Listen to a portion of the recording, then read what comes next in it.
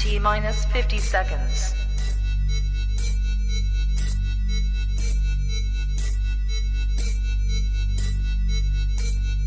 T minus 40 seconds.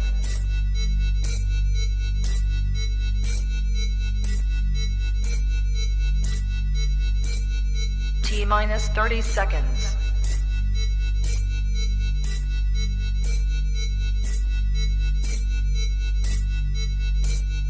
T minus 20 seconds.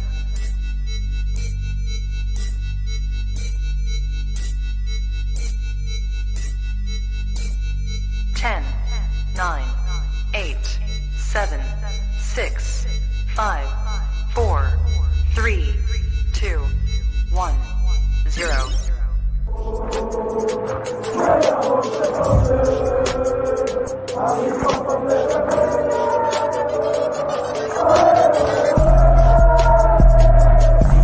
Shout out to Kopish. Shout out to Kopish, guys. Keep all the good work the up. two legends, Emil Heskey, Howard Gill. Can't get much better than that guy. Yeah. You know what to do now. Like, comment, subscribe. I'm with legends, guys. Kopish. Hi guys, by now you'd have seen our merch store and you're familiar with it. But hold on, what's that, Christmas stuff? Oh, hold on a sec. Merry Clopmas, mugs, t-shirts, hoodies for men, women and children. Oh, that's nice. I like that. Oh, look at the detail on that. But wait, hold on. There's more. Jingle. No, not Jingle Bells. It's Jurgen Bells. Look at the Christmas tree with the trophies underneath it. Snapbacks. You know how it is. You've seen the snaps that before. Oh, it's a red one. It's a red one as well. Guys, you know what to do. Click the link in the description. Head over to our merch store and get your stuff now. Let's go. It's Friday indeed, people. Let's go. Let's go. Let's go, people. Let's go. Matt, how you doing, bro? I'm blessed, bro. It's Friday. You know what time it is? It's that Friday night vibe time, people. It is indeed. Trust me. And we've got some good topics to talk about tonight. Obviously, this is a show where you guys get to call in. Obviously, when you call in, guys, we want to make sure the show's about you and not about us. That's the whole point we're doing this show. So you don't have to come unprepared with a question. Obviously, if you want to ask us a question, we're not going to just disregard your question. But if you just want to come on here for 2 minutes, say your piece, and then, head off, that is completely up to you. This show is about you guys. The call-in show for you. So let's make it about you, people. So with that being said, we've also got a shout out to the main people themselves, the people who back this show, the people that support us, the one and only FansBet. So make sure, people, you check out FansBet. We've got the link in the description of our YouTube video. So make sure you check them out, guys. For FansBet, our friends over at FanBet have a totally free-to-play game this weekend for the Premier League's action. It is simple to enter, guys. The outcomes, all you have to do is to predict the outcomes to be in with a chance of winning up to 10k in free bets. That's up to 10k in free bets. So make sure you don't forget, guys, to bet with FansBet. Also, guys, bet 10 and get 30 plus 10 free spins as a welcome offer for new customers as well. All you have to do is click the link in the description on our YouTube channel. Make sure you gamble responsibly. Please visit begambleaware.org for more information, and also check out all of FansBet's responsible gambling tools such as timeouts, etc. Check them out now, people. Let's go. Let's go, people. Shout out to FansBet as always. Hey, also, guys, trust me. Make sure you head over to FansBet's YouTube channel as well. So FansBet has a YouTube channel. Me, Matt, and Drift have all featured on their YouTube channel. Yep. We've worked with Nikki from West Ham TV, Sophie from Ladies in Red, fantastic Manchester United fan. We've worked with Crystal Palace fans. Yep. Even fans. Burnley. I think it's Burnley as well. Burnley, yeah. Burnley, Not Sean Dyche this time. Not Sean Not Dyche, Sean but Dyche proper though. Not Burnley Sean fan. Dyche, but proper. They've Burnley got some still. great content over there, so make sure you check out FansBet's YouTube channel as well. They're going to be some great stuff going forward as well. Check them out, people. Revolutionary gambling site, guys. So make sure you check them out. Indeed. All right. And for No. anyone that's asking as well, unfortunately, Drifty won't be able to make it tonight. But he will be back tomorrow. So don't worry, people. Even though he can't make it tonight, he will be back tomorrow. Obviously, when we do our match review, Drifty will be with us tomorrow. So don't worry about that, people. He will be back tomorrow. Big up, Drift. Each All and right. every time. So, Matt, should we do the prediction first, or should we speak about the two topics first? Let's do the predictions. All right, let's do predictions. Let's do the predictions. All right. So we start on Saturday. Massive game to kick off the weekend. West Ham United versus Chelsea. What are you saying, Matt? Yeah, do you know what? It's going to be a tough game for them because for Chelsea, they didn't play well. West Ham will be on it. However, I think it being a London derby and Chelsea maybe wanting to, play a lot better than what they did before or the other day, they're going to want to get this dub, and I think they'll just have enough. So I'm going to go 2-1 Chelsea. Obviously, I betted on Man City to lose 2-1 to West Ham last week and ended up beating West Ham 2-1. Yeah.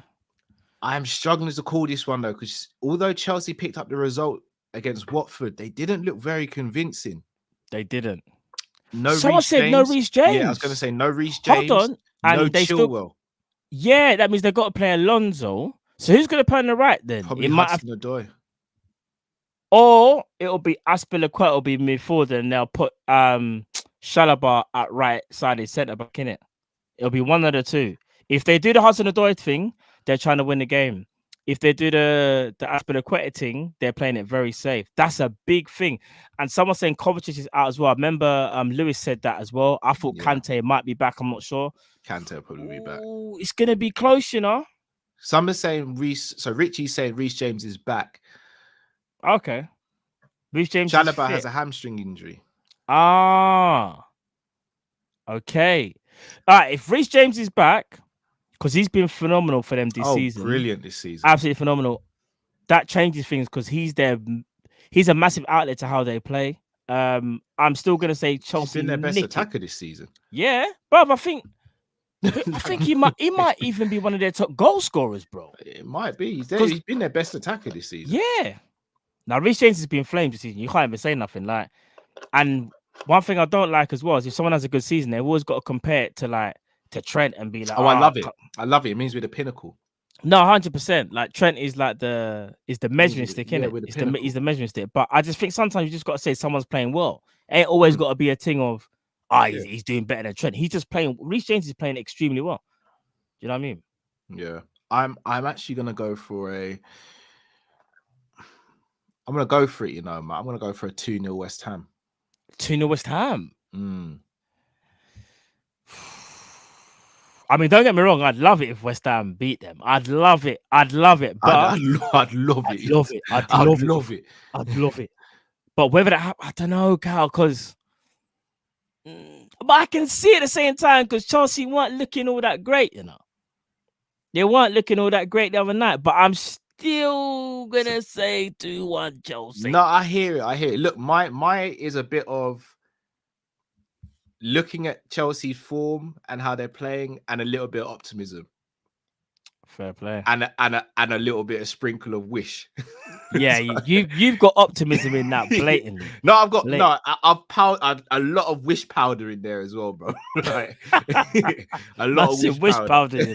So I'm gonna go 2-0 West Ham. Let me guess, you're gonna get you probably put Bowen to score one, innit? I've got Mikel to score one. I think Bowen's going to have a tough game because he'll be up against Alonso? Rudiger on that. No, Rudiger. Oh. Rudiger. Yeah, but you know what or not? Rudiger's a road man, bruv. No, he is. Rudiger don't have it, but at the same time, I saw a clip. I got a shout out to Monster. He's a Chelsea fan. He said if Rudiger wasn't a football player, he'd be on the road in Dusseldorf.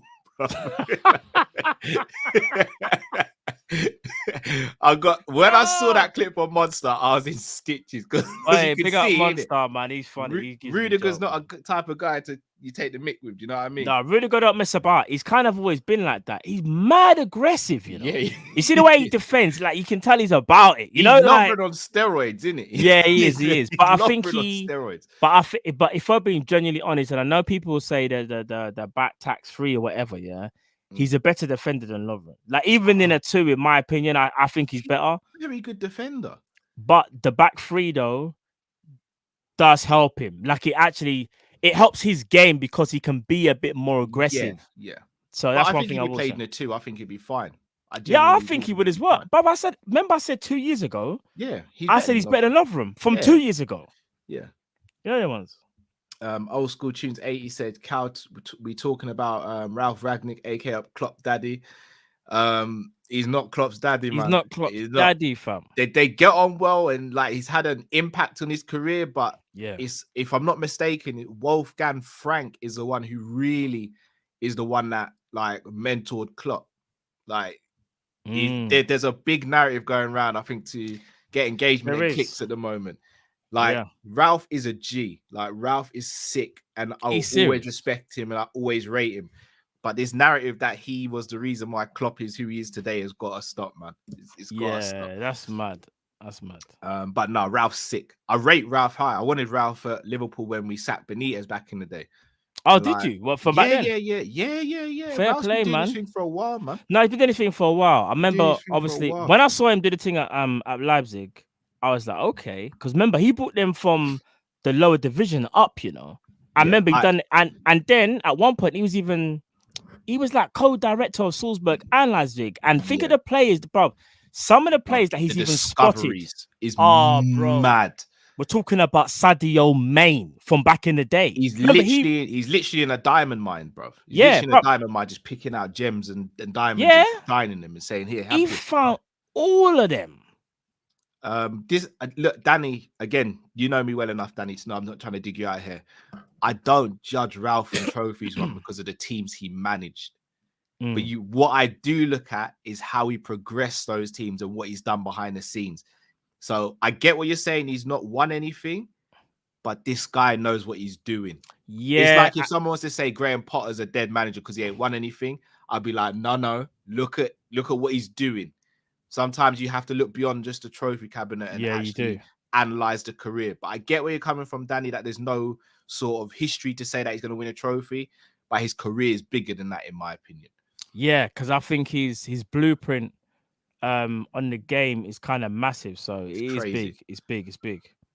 Shout out to Wolves FI in the building as well. Good vibes tonight, but tomorrow obviously it's war. You know how it goes, bro. You know how it goes, man. All right.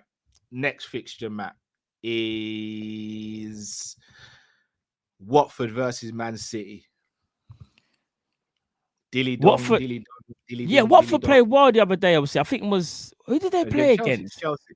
Was it Chelsea? Oh yeah. They still lost it, but that Dennis played really well as well. Dennis, I think he's got 5 now in the league. Sorry, Sam, if you're watching, Sam's my PT. Sam, if you're watching, I know, but today's a little bit of a cheat day. I'm a bit rough today. It's been a tough week.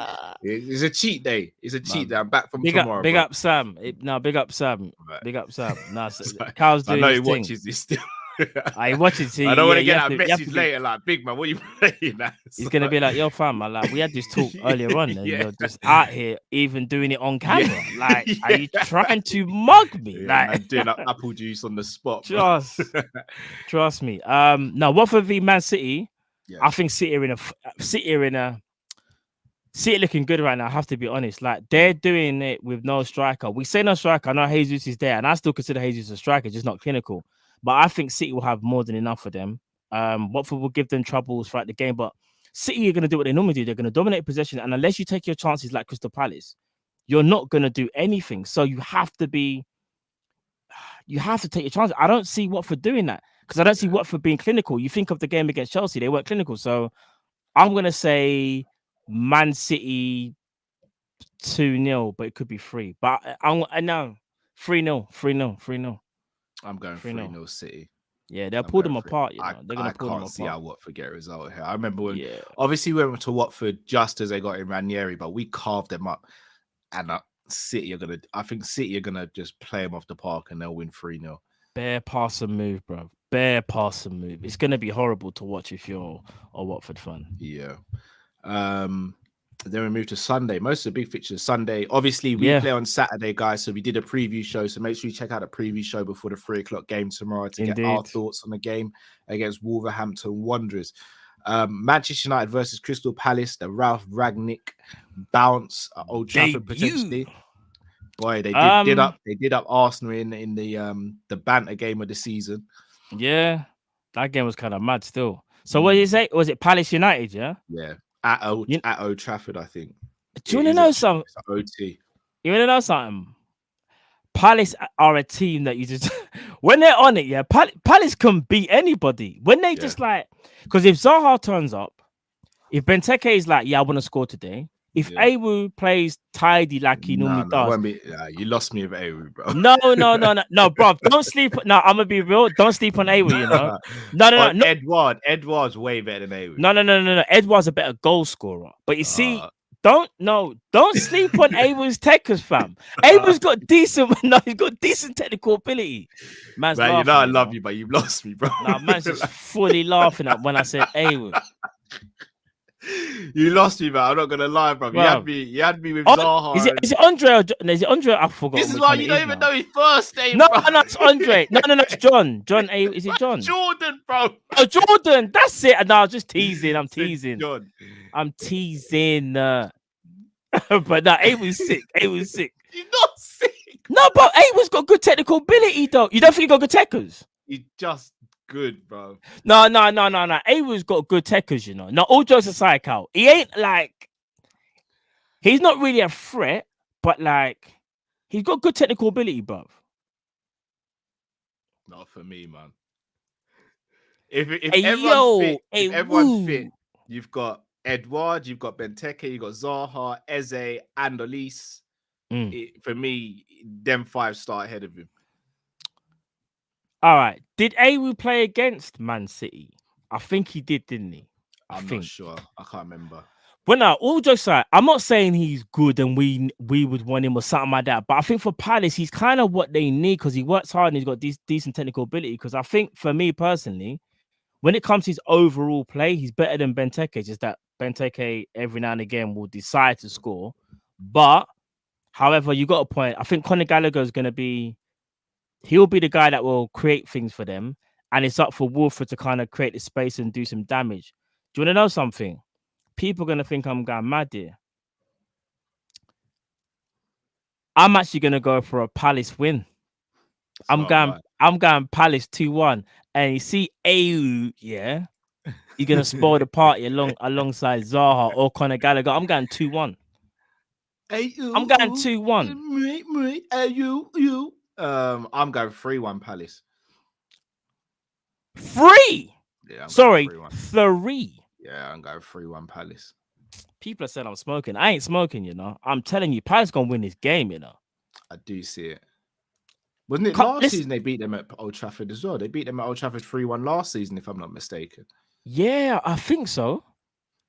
And someone said Eze's back as well. I mean, I don't know how fit he is, but yeah, he won't be fully fit. Yeah. No, Zaha gonna cause problems. I fancy Zaha versus Dalot or Wan-Bissaka. Yeah, all same. Day. And Maguire and Lindelof, they just ain't the ones, man. They're not, man. Palace are gonna spoil the party, you know. Like, don't let that Arsenal win for you. Like, Arsenal were terrible yesterday. They are. Oh yeah, Bamiyang. Oh. And he's liking Ronnie's pictures as well. And he's the captain. And he's the cat. Alright, do you know what? Big up what Troops are we as doing well, here, man? Big up Troops, because Troops actually called that out. He was like, Troops was like, I'm gonna be real.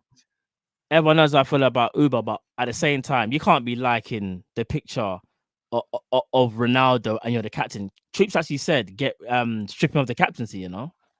I think he's finally, and don't get me wrong, that's not him saying right, he distanced himself from Uber, but he's kind of saying like, as captain, you can't do things like that.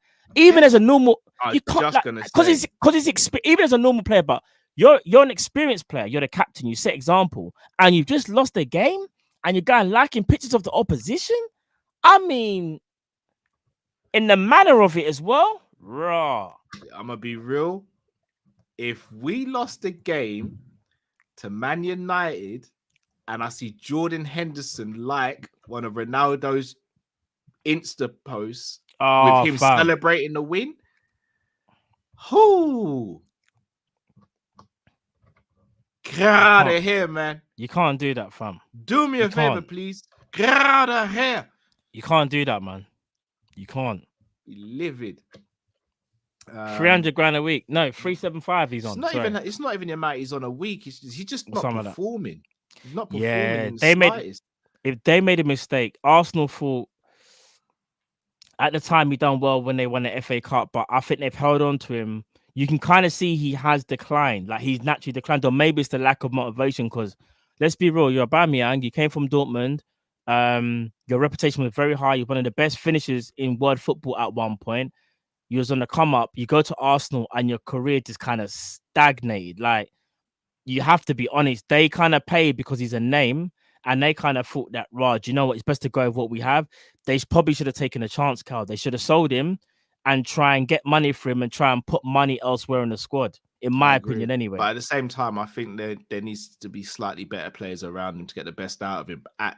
He's never been a player that you can play through. He's a player that you play for. Yes, I agree. He's always been that type of player. But obviously, when he gets chances, he usually gobbles them up. But again, this is the whole goal scorer thing. If you've got a player who's just a goal scorer and they don't score goals, they contribute nothing. So it's a double-edged sword, really. Agreed. Pete Al says, you tried apple juice with sparkling water or Sprite? Nah, I like my apple juice straight. I'm not going to lie, I don't really mix. I'm not going to lie.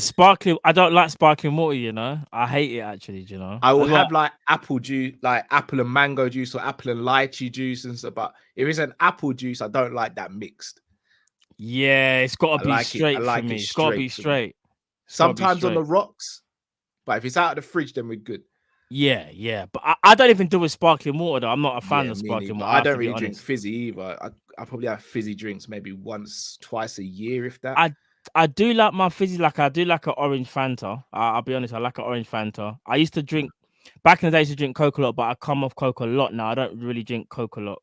And yeah, mainly like a Fanta or something I will have. Fair dude. Z Gold says, you man know no more Ollie tax, right? No, I hear that. I hear you, but it's not going to change overnight. They still got same players and the same mentality. Yeah, it's not just the Ollie thing; it's the mentality of a lot of those players. Like, barring Ronaldo and Bruno Fernandes, I think the mentality in the rest of the squad is pretty non-existent. Agreed.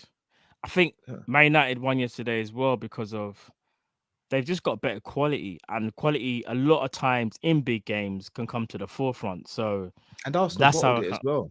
They did bottled it. They really did. Tottenham versus Norwich. Norwich are losing this game. It's gonna be rough, isn't it? Spurs 2-0. 2-0 Spurs. I'm going 3-0 Spurs. 2-0 Spurs, I think. Has Kane still got one goal, by the way? Yeah, I think so. Do you know, today's not the day, but at some point, maybe like we got to chop that up. Yeah, maybe in January. You know, like when there's like a little break or something, we got to talk about Harry Kane, you know, because, bro, stinking up the joint, left, right, and center, bro. Yeah, it's true. It's true. And then the Monday game, Everton versus Arsenal. Both coming off losses to them. You know? Yeah, Raf was in the mud, but then I'm going for a draw, you know. I don't see either team winning this game. I don't think either team have the capacity to win it. Man's just gonna be real, Carl. I think 1-1, bro. Do you? Like, do you see a winner from there? Yeah, I do. Yeah. From who? I said no, big man team from who? Your voice is killing me. No, bro. But from who? Who's scoring? Arsenal. Really? Yeah, I do. Yeah, I just don't see how. Yeah, if anyone's gonna win, it would be Arsenal. But I just feel like Everton. I don't know, because he said it's at Goodison, isn't it? Is it at Goodison? Yeah. No, it's at Oh, is it Emirates? No, it is Goodison. Yeah, Arsenal definitely winning. They play better when there's no pressure on them from their fans. And Everton. Let's be honest. We saw Everton the other night, bro. They're just thugs on a football pitch. Yeah, they are. They're only shining bright light is kind of like Damari Gray. Pickford looks like he's lost again. All having arguments with Seamus Coleman in the first couple minutes. It's all mad. It's all mad.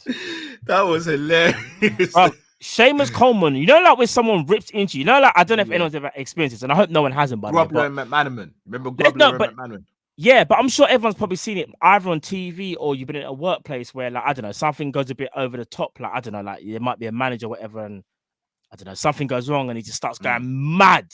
And you're staring at him going, are you all right, bro? Because it's not that deep. Like, that's exactly what happened with Pickford. Because even though they kind of Seamus Coleman went nuts. Yeah. And you know, Pickford felt embarrassed. You know, could you see the smile? He looked embarrassed. Like, I don't know if you.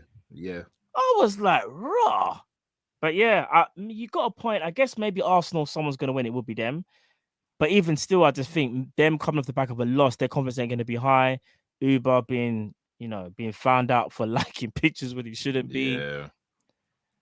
Yeah, you might have a point, Kal. I might side with you on this one. Maybe Arsenal might just nick it because I just don't see. I think I'm sticking with it. No, I'm sticking with the 1-1. Sticking with the 1-1. I'm going 2-0 Arsenal. 1-1. All right. So the question I had for you tonight, Matt, and for everyone in the comments, forget actual individuals, because obviously throughout history, I'm just all about Premier Era, and even when you go before Premier Era, you've got your likes of Aldo, Rush, Kenny, you've got Fowler, Torres, Suarez. But collectively, is this the best attack we've ever had? And then also the 11 that started against Everton, which is the 11 that most people want to see start, whether you swap in Jota or Firmino, is that the best starting 11 collectively Liverpool has had in the Prem era? Considering the players that we had are injured as well, yeah? Or just the players that we had just at that time? That's starting 11. So starting 11 with Ali, Trent, Matip, Virgil, and Robbo, Fab, Hendo, Thiago, and then Salah, Jota, Mane, or Salah, Firmino, Mane. Is that the best starting 11 we've had in the Prem era? Yeah, it is. Because if you go through each individual, Alisson world class, Trent world class, Matip is world class, Virgil world class, Robbo's world class, Fabinho's world class, Thiago's world class, Henderson is world class. I think now he is. I generally think he is now. Okay. Even if he's not, he's just ever so slightly below. If you don't think he's world class, Mane's world class, Salah's world class. Whether you start Bobby or Jota, they're very, very close to world class. If they're kind of not, because I kind of feel like Bobby Firmino is a world-class talent, but maybe not all the time he's a world-class player all the time. Yeah. So I say he's a world-class talent. So that's what I was going to say. I think Matip, Hendo, Bobby / Jota are the level just below world-class. I think the others are undisputedly world-class in my opinion. Undisputed, yeah. Even though I do feel like Matip is world-class, it's just that when someone gets injured that a lot of the time and you say to someone, oh, how many games has he played? And you keep saying, I don't know, 7-8 games in a row. It's hard to then say someone's world class when they're not consistent, like, because you have to kind of play a run against, because we always talk about consistency, even though when Matty plays he is. But I think if we're comparing to the other 11s that we've had, so I'm laughing at Sammy. Sammy always jumps. I know. Sammy just said tackle. I knew it's either going to be Demo or Sammy when attacking. I was waiting for a Nat Phillips one as well. Still, I was waiting for that. I was waiting for the Nat Phillips to jump in. Do you know what? I think it is, because for me, the best other starting 11 in the Prem era has to be the Benitez one. So that's where you kind of go like Reina, Arbeloa or Finnan, probably say maybe Arby. Then you go Ipia, Carragher, Risa, Alonso, Mash. Aurelio. Then you kind of let's say Benitez done the 4-1. No, he went 4-2-3-1. So Alonso, Mash, Gerrard in the 10, on the right, Cal, on the left, Risa, because Kuhl was just never fit. And yeah, Torres up front. I think the team we got now beats that. I think it's better. So do Because I think if you go player for player, I think other the midfield than- is a debate, but apart from Yeah. that, I think the rest is Yeah. certified. 100%. Because even though out of that team, like this is the easiest way to put it, Carl. The players that we just mentioned, who gets into the team now? Reina doesn't. Finnan or Aurelio don't. I hate to say it, but I don't. None of those centre backs do for me. Nah. Left back, no. Alonso and Mash. Midfield. All right, so here we go now. This All is where it right, let's gets do the pivot. All right, what pivot is better? Pivot. Thiago and Fab or Alonso and Mash? See, I think Fabinho is better than Mascherano.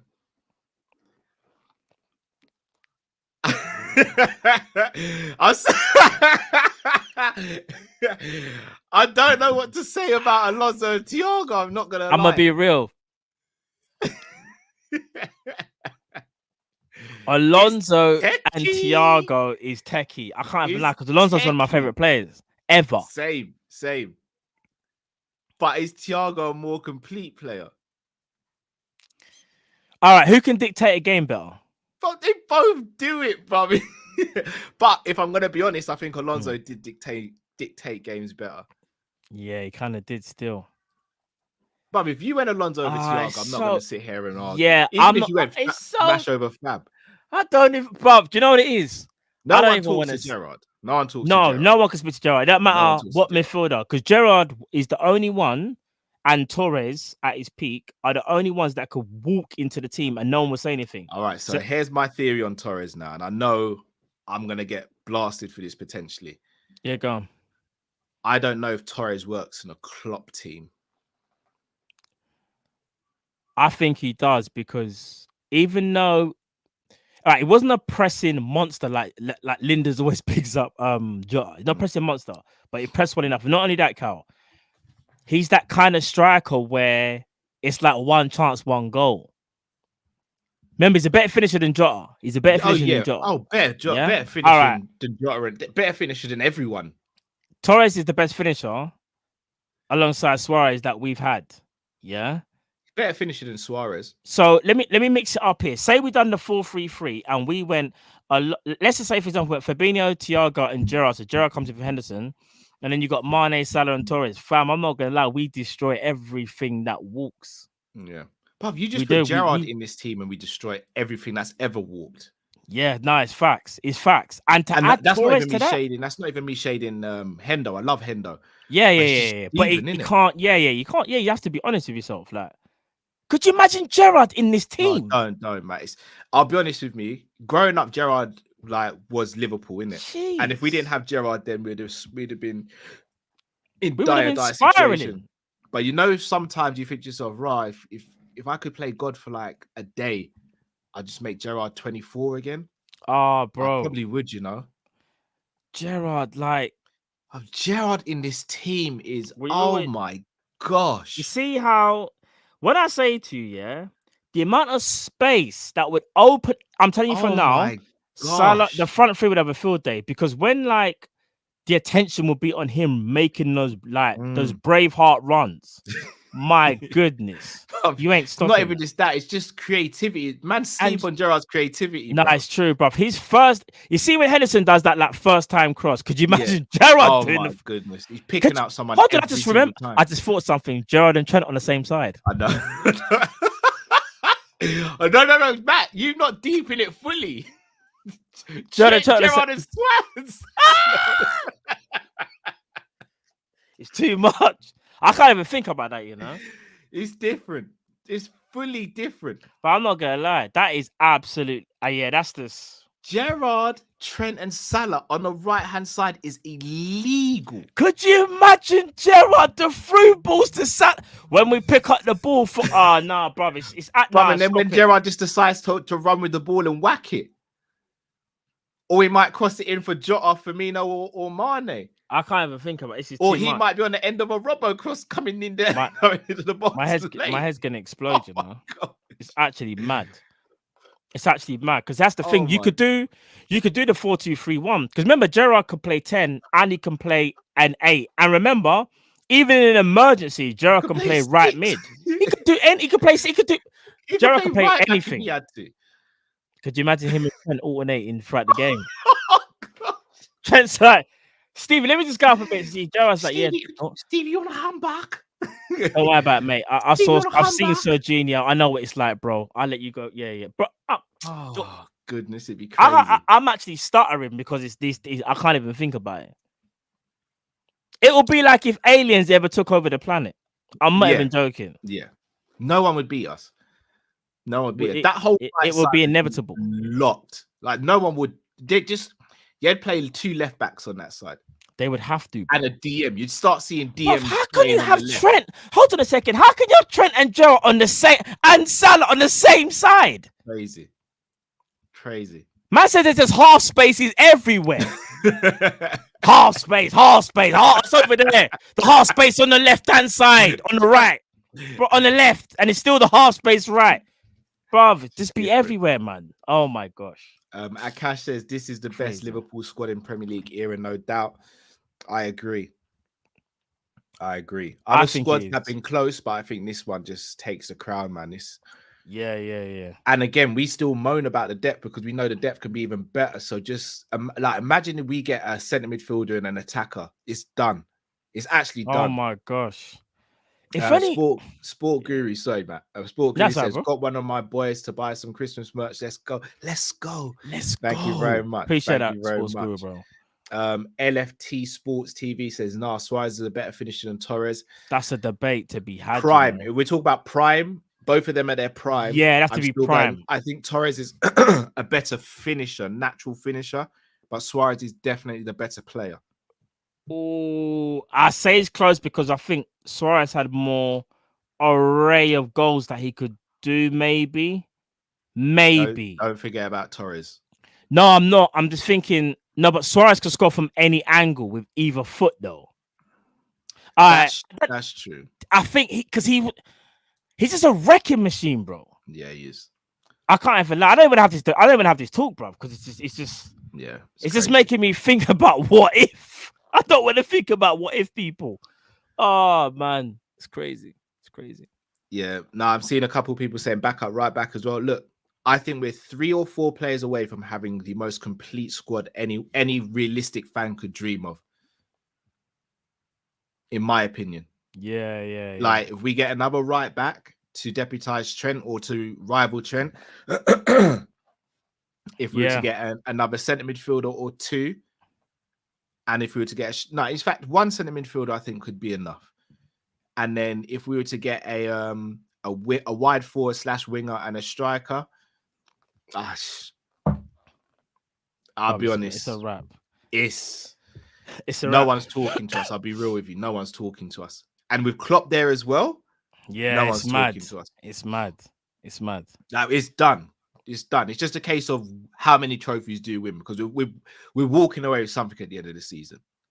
There's no way we have a backup right back, a centre midfielder, a wide forward, and a striker, and we don't bag at least 1 trophy. Like our season would have to plummet so much for that to happen. For real. All right, shout out to Sammy as well. Sammy just said a young Milner in this team would be Klopp's dream as well. Oh, Facts. bro, yeah, because Roger's got the best out of him in it. 2015 Milner. Flipping hell, bro. No, Milner before that was playing right, left side, and centre midfield. That's true. I was just thinking about the Milner that when we got him in, because he was 30 in it. Remember when we got him? 29, yeah. Or 29. Yeah. Hey, Milner was different, but yeah, you're right. The Man Milner's City a Milner as G, well. man. Goodness H-Bet gracious. Limited said, if you could pick a peak Gerrard or a peak Suarez for this team, which you picking? Gerrard.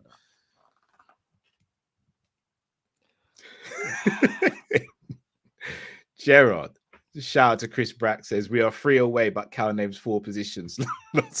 I will go Gerrard, Lovely even Chris. though I'm not gonna lie to you though. Gerrard makes it more balanced. Do you know what? No, it's Gerrard. It makes it more balanced, but I can't lie to you. A prime Suarez, so the prime Suarez will be from the Barcelona era, mixed in with Salah and Mane. It'll be. Yeah, you I know, see it's what crazy. Bro, you see what MSN did? Could you imagine? Nah, sorry, nice. bro. I'm not. I don't know. It'd be SMS, innit? Yeah. Send a message. I'm still Bro, going Gerrard though. I'm still I going think Gerrard. it's Gerrard, but I think Suarez. Yeah, I slightly go Gerrard. But Gerrard gives us everything we miss. Remember, we're not shy for goals, innit? That's true. That's true. Gerrard gives us everything. But it's just the fault of it. Even from a pressing standpoint, you might not even get past Gerrard. He's playing in the 10. Like, no, it's true. It's true. It's true. It's true. Him. I'm not gonna lie, because even that low block thing as well, yeah. You can't do a low block when Stevie's there because he's just gonna smash the ball, or his incisive passing is going to cut through, bro. Yeah, Gerrard linking up with Thiago. Oh my god. Oh man, it's too much. Imagine he would be, and for the first time, you'll see another midfielder where he doesn't just admire the pass. Now I joke about and say when Thiago passes, even the way he passes, everyone like admires the technique. Gerrard would be like, yeah, I've seen that already. Gerrard would do his own thing. Oh gosh. Oh my days. But I know people are saying Gerrard Klopp doesn't play a 10. Even if he doesn't play a 10, Gerrard could do the 8. He just take out Henderson, no disrespect, and put in Gerrard. Anyone in that midfield apart from Fabinho sits down for Gerrard. Just who else you want in there with him? Yeah. But Fab and Gerrard are the first two names. Even on our worst day, imagine if you took out Thiago because he was injured and you put in Gerrard, Henderson, and Fab. Do you know how solid that is? That is crazy. From the leadership in that midfield as well, with Hendo and Gerrard barking. I'm not gonna lie, it'll be a mazza, you know. Bro, Hendo and Gerrard barking orders for 90 minutes. And you got Van Dijk there as well. Jeez, the Lions, bro. The Lions. He said, yo, please stop. My wife just asked me why I'm quivering.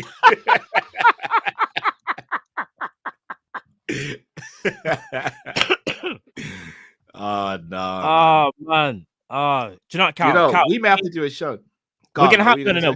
Now I was going to say, give me 5. Give me 5, 10. Yeah, do your thing. Do your thing. Yeah, go for it. Yeah, cool. I'm not going to lie, people. We may have to do a show where we look at our starting 11 currently and we look at past players from the Premier era who would be able to get into that starting 11. So, in fact, you know what?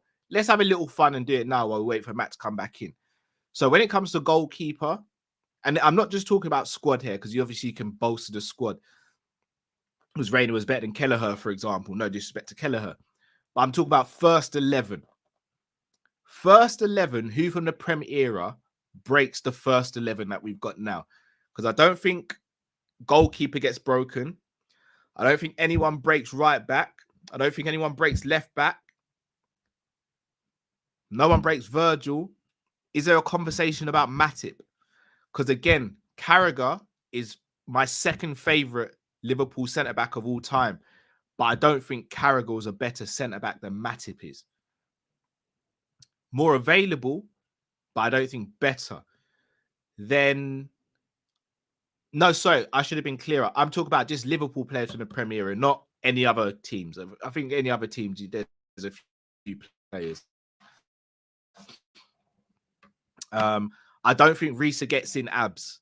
I don't think Risa gets in over Robbo. I loved Risa, but I don't think he gets in. Hoopier's a shout. Hoopier's a massive shout. I could more than live with that. You got two players who are like books. They read the game like no one else. Hoopier wasn't an athlete, but he didn't need to be because he just intercepted and goals from set pieces as well. So yeah, Hoopier, I'll take. Full salam. I'm back. Full salam. Your Wi-Fi's got mad though. I reckon. Oh, saying I'm lagging. Am I lagging, people? I shouldn't be lagging. Yeah. You're lagging a bit. I've got the Ethernet plugged in and everything. Same. Am I lagging, Matt? Same. You are lagging a little bit. You're kind of coming back to normal now, a little bit. You're coming back now. Okay. Yeah, you're coming back. You look like you're coming back. Cool. All right, I think it's You're good slowly enough. You're clearing up. You're slowly clearing up, all right, basically. yeah, I should be back now. Yeah, I should yeah. be Cool, back. cool. Yeah, midfield argument between Fabinho and Mascherano. However, I think Fabinho gets in ahead of Mash. I think he's better going forward, and I think they're both exceptional defenders. Alonso, I think, maybe just gets in ahead of Thiago. Maybe. Gerrard obviously gets in ahead of Hendo, as much as I love Hendo. Yeah. No one's talking to Salah. Nobody. No one's talking to Mane. Nobody. Didi's a shout. Haaland's a shout, but I don't think he's better than Fab. Yeah. But what's so mad is Fab's only a little bit faster, but I will say this though. You see Haman. I think people sleep on Haman when we talk about Dims. I think we automatically just go straight to Mascherano. And we kind of sleep on Didi, but no, Didi was the guy as well, though. Bro, think of some of Didi's strikes. Yeah, it's crazy. Both feet as well. Yeah. And then centre forward. Centre forward is the big talking point because you've got Fowler, Torres, Suarez. Those are the three who, in my opinion, get in over Firmino, Jota. Yeah, if you're going for that kind of traditional number 9. However, to see the way how Klopp plays, I think that if you said to Klopp, like behind closed doors, out of all the strikers that you've seen come through Liverpool over recent years, who would you go for? Well. Sorry, Sturridge as well. Yeah, no, D Sturridge, that's our guy. D Sturridge as well. I think he would say Suarez because Suarez is basically like Bobby Firmino, but on crack. Yeah, literally. In a sense of it. Although I do think,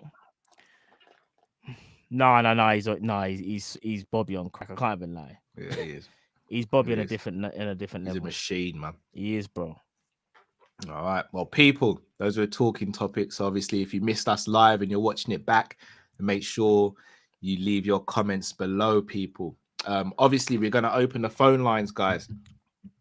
So, as I said at the top of the show, if you missed it, you've got 2 minutes, literally from the moment you get in. And look, we've even got a little progress bar as well, people. For real. So you got 2 minutes. When the blue turns to white, your time gone. We have to, unfortunately. We want to make sure we get everyone on this week in a decent amount of time.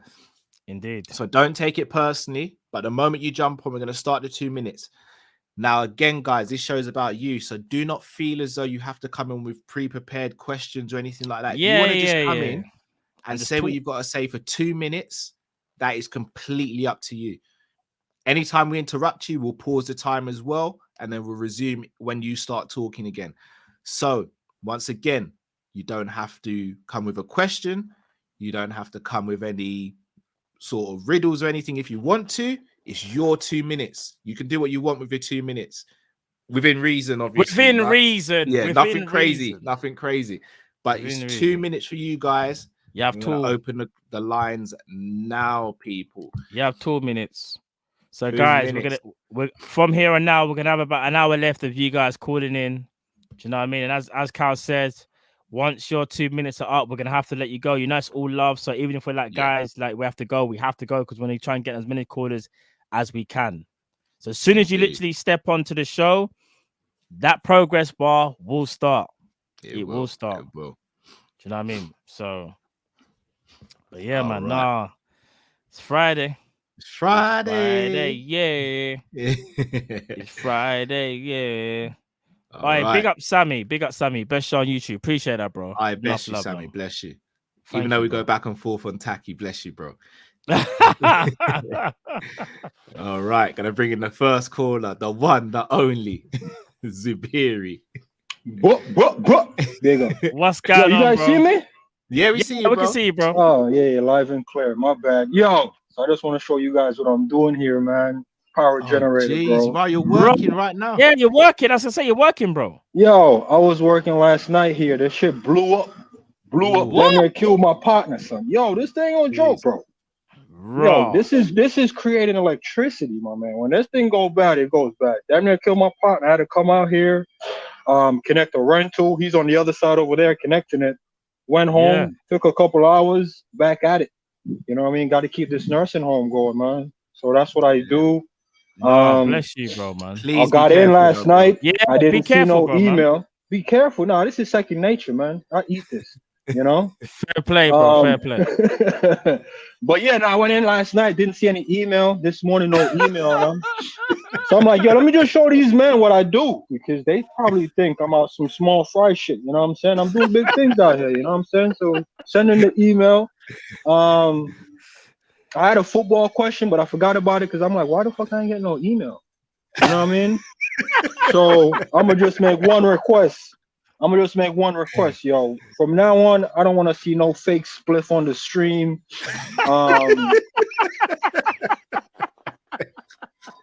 You know what I'm saying? Just allow the fake spliff, man. Put me on the stream, let me blaze up the chalice or something if y'all can't do it. You know what I mean?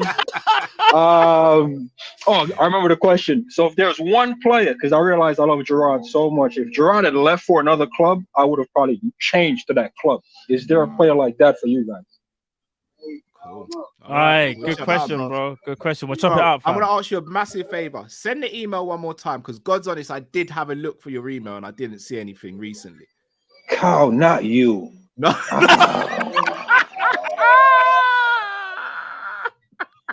Matt, we're cool. I want you to know we're cool. You did your visual things, yo. We move. Kyle, I'm on to you, bro.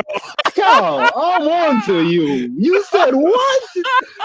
Nah, yo, Kyle, you got about you got 22 more days. So I used up off that Dino comment too. So I'm on you.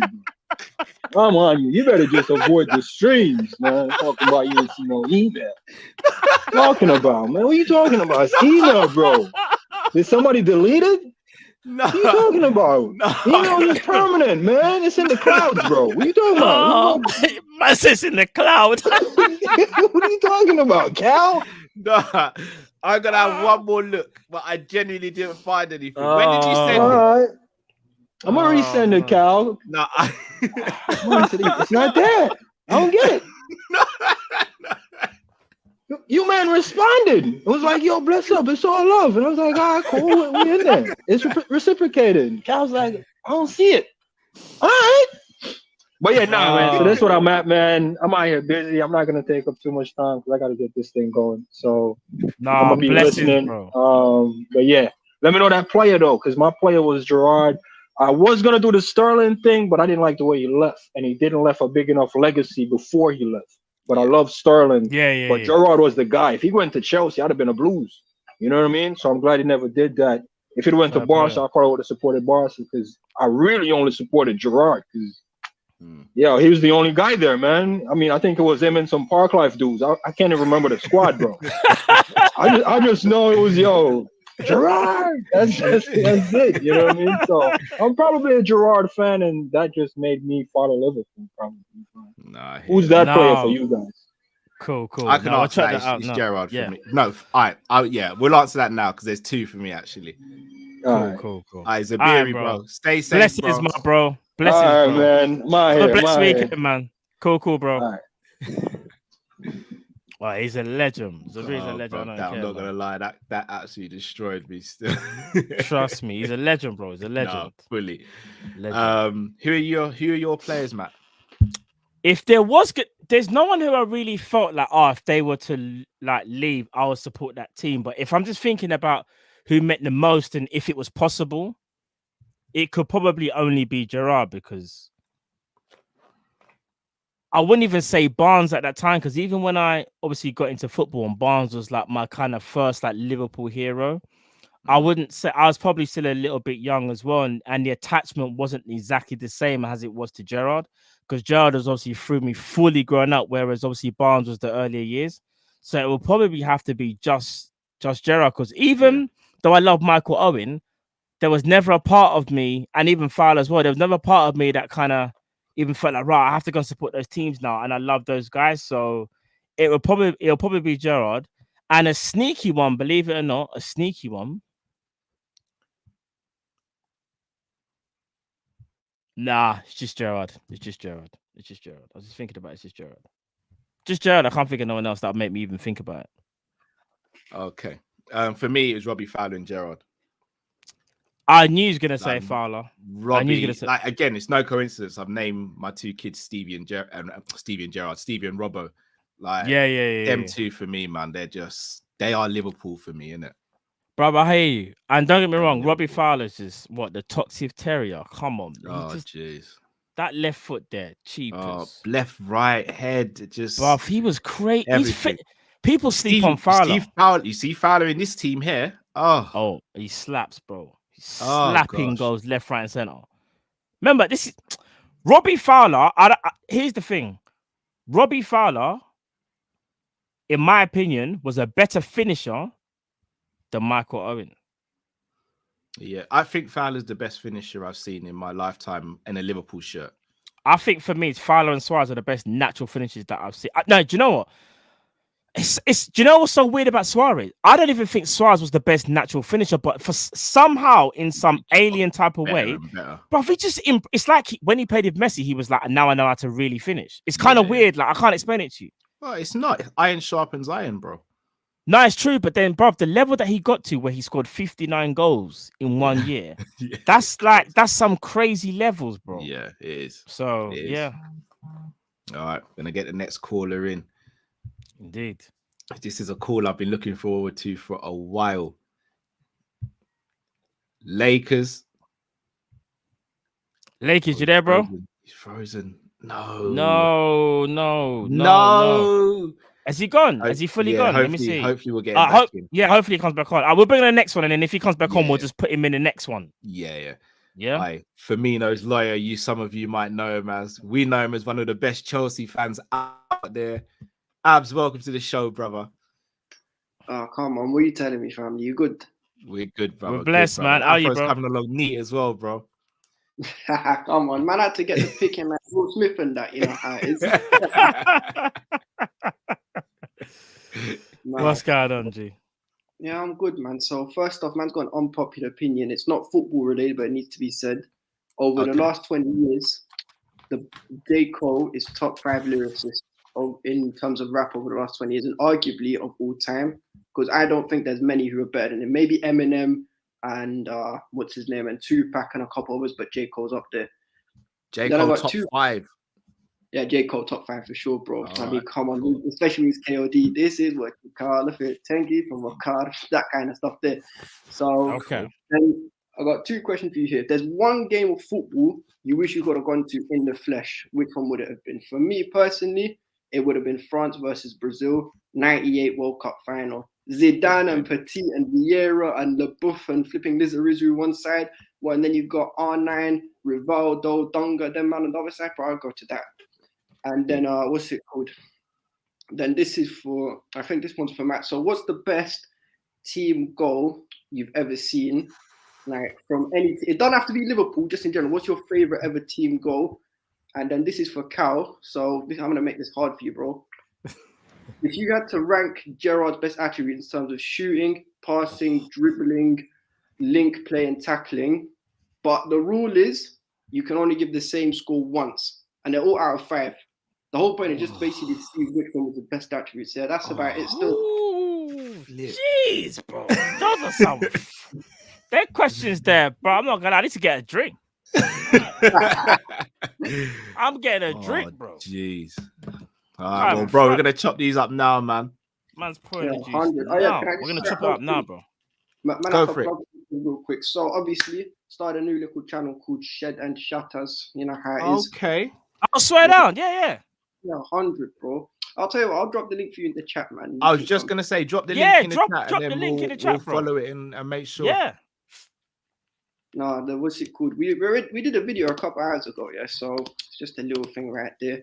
You know, a little Chelsea channel. I'm gonna try and make it a bit more football, bring some NBA and stuff there, just to make it a bit more like, you know, fan friendly and shit. But yeah, that's about it still. Bro, nah, big up, man. Big up, man. Yeah. Shout if you need guests as well, bro. Yeah, bro. Come on now. 100. Wait, sorry, you cut out first. I didn't hear, bro. I said shout if you need any guests. Yeah, bro. We're right here, bro. If you need some guests, we're always here, bro. Come on. 100 anytime, man. I'll just DM you sometimes, you know, all right? Cool. All right, then, bro. All right, love in a bit, people. Take care. Right, bless you, bro. Take care, man. Love, bro, man. There's some hard questions, bro. Best team goal ever. I'm not gonna lie. Abs always comes with hard questions, but this might have been the hardest. Bro, best team goal ever. Bruv, he's asking me to rank Gerrard's attributes, bro. I can't even lie, bro. Best team goal ever. I've got one in mind. I've got one in mind as well. All right, so the one that comes first to mind is Liverpool versus Man City in 2019, where we lost the game 2-1. But when Fabinho came on, I don't know how many passes it was, but it's the one where it's like, goes to Fabinho. It goes to Robbo, back to Fabinho, plays it to Henderson. Henderson plays it back to Fabinho. Fabinho plays, like, you know the goal I'm talking about. And then Bobby scores the goal ultimately. That's one of the best team goals that I can remember of us. But in terms of like other teams, bro, there's this like, that's too many. I can only give you, that's probably my favorite Liverpool team goal. I'm just trying to think, is there any others that come into my brain? Yeah, probably that one. That's probably my favorite Liverpool team goal, the Man City one, bro. I'm trying to give you more time to think, but that's all I've got. I'm gonna buy a bit of time here. What's the game that you wish you could have gone to in the? In the flesh. If I'm being genuinely honest, again, my Liverpool bias has to step through. It's the Liverpool Barca game. Yeah, I've got that written down as well. That game there, because here's the thing, I would have went to that game being a negative Nelly.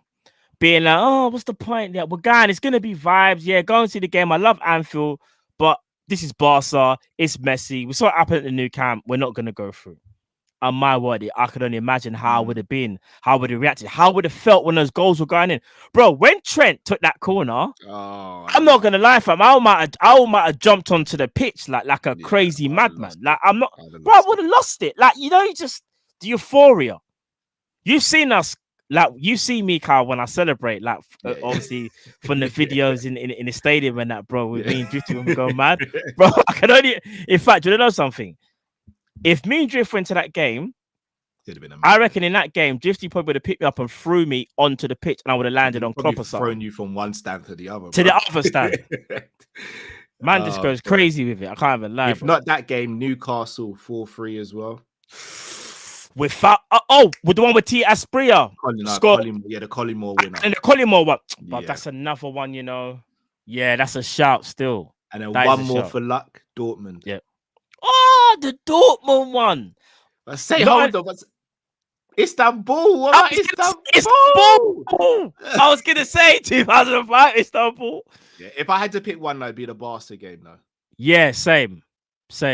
Actually, it's that or Istanbul. That or Istanbul. One of the two. J. Cole, top 5 in the last 20 years, lyricist. I don't know if I can put him in there. I rate J. Cole highly, but in the last 25 years, yeah, I'm still gonna put Pac in there. I'm still gonna put Jay-Z in there. I'm still gonna put theory on Tupac. Okay, I'm still gonna put Nas in there. I think Nas is an absolute lyricist. Eminem's got to be in there. But there's too many rappers though that I will put, and I think maybe because I'm thinking body of work. Yeah, because I'm gonna be real. I rate Kendrick ahead of J. Cole, innit? Like when it comes to like. That's the debate of this generation, though, isn't it? Yeah, but I think if we're talking about, I mean, I rate Biggie ahead of Pac anyway, but I think Pac as a lyricist maybe was better, but I think Biggie just hit home with me better. There's a lot, Carl. I don't know if he's top 5. I have to be honest. I think in terms of top 5. Yeah, if we're talking about like maybe. Don't be disrespectful, but like new school rappers of like this generation, I think he's probably in that category. But if we're saying overall, like since rappers begun, so to speak, I don't think I can put him in there. Or for the rappers that I've listened to, so to speak, or hip hop artists, I can't put him in there personally. So I'll be honest, Tupac, I think was a very good rapper. I don't think he was an amazing lyricist. Okay. Jay-Z for me, lyrics, like his lyricism is stupid. Bro, Jay-Z Biggie, bars. Stupid. Oh, Nas, yeah. Stupid. Yeah. M, stupid. That's what I'm saying. For me, I don't think he gets in my top 5 yet, but he could. He could. Yeah, when it's all said and done, because you know when someone's legacy isn't finished, you got to see where they end up, kind of thing. Should I tell you what it feels like with J. Cole and Kendrick, it feels how it is like with the heavyweight division now in boxing. You've got your standout in Fury, who's arguably either J. Cole or Kendrick, and then you've got Deontay and Joshua, who, yes, they could stand in any era, but are they just the best in this era because the others aren't up to level? Whereas back in the day, you had so many. Bruv, you think a lyricist, Ludacris, lyrics for days. People would sleep on Ludacris. Busta Rhymes, slept on. Even Snoop, though. Snoop, slept on. Jadakiss, slept on. Big Pun. There's a back, Bob. There's too many. I'm not gonna lie. There's too many. There's so many lyricists, yeah, that I think of that when it's maybe J. Cole's got work to do. I think he's got the talent to get there, but I think it's consistency. Perks O'Neal, Andre 3000. Oh my gosh. Goodness. Big L. Big L, like bro. Shawnee, Big L before he passed away. Crazy. But there's a back. This is what I'm saying, that you had Rakim. Yeah, oh my days, Rakim, bro. But so you had so many back in the day, whereas now there's very few and far between when it comes to actual lyricists. So I think they stand out a lot more than some people did back in the day, because 9 out of 10 rappers back in the day, you had to be a lyricist or else you weren't going to get put on. Whereas now it's more about the vibe and the catchy hooks and all that. Unless you were different, like, because I know Drift loves him. I know Drift would say he's a lyricist, but and I like him as well. But you know, I know when I say this name, Carl's gonna start laughing. But Cameron, and I'm not saying Cam. No, but here's the thing: Cameron in this era is top 5. He is.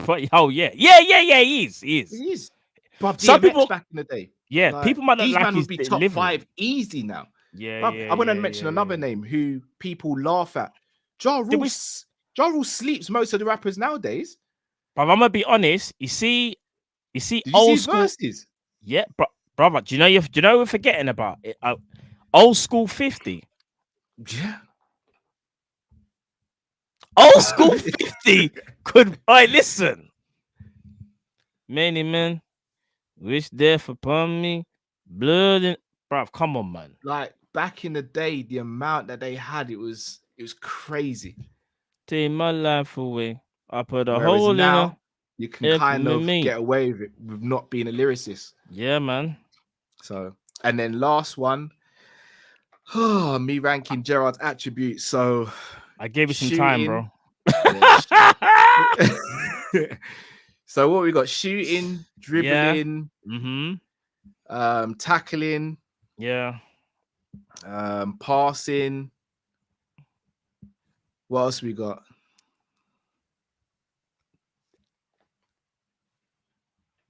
Read him out again quickly. Heading. Read him out again. I'll put heading as well. Yeah, heading. So we've got heading. So we've got shooting, dribbling, tackling, passing, and heading. And you've got to rate them going from top to bottom. Yeah, he said I can only give the same score to 2 attributes. All right. Off the bat, I'm going to give 5 to shooting and passing. Yeah, that's what I would say.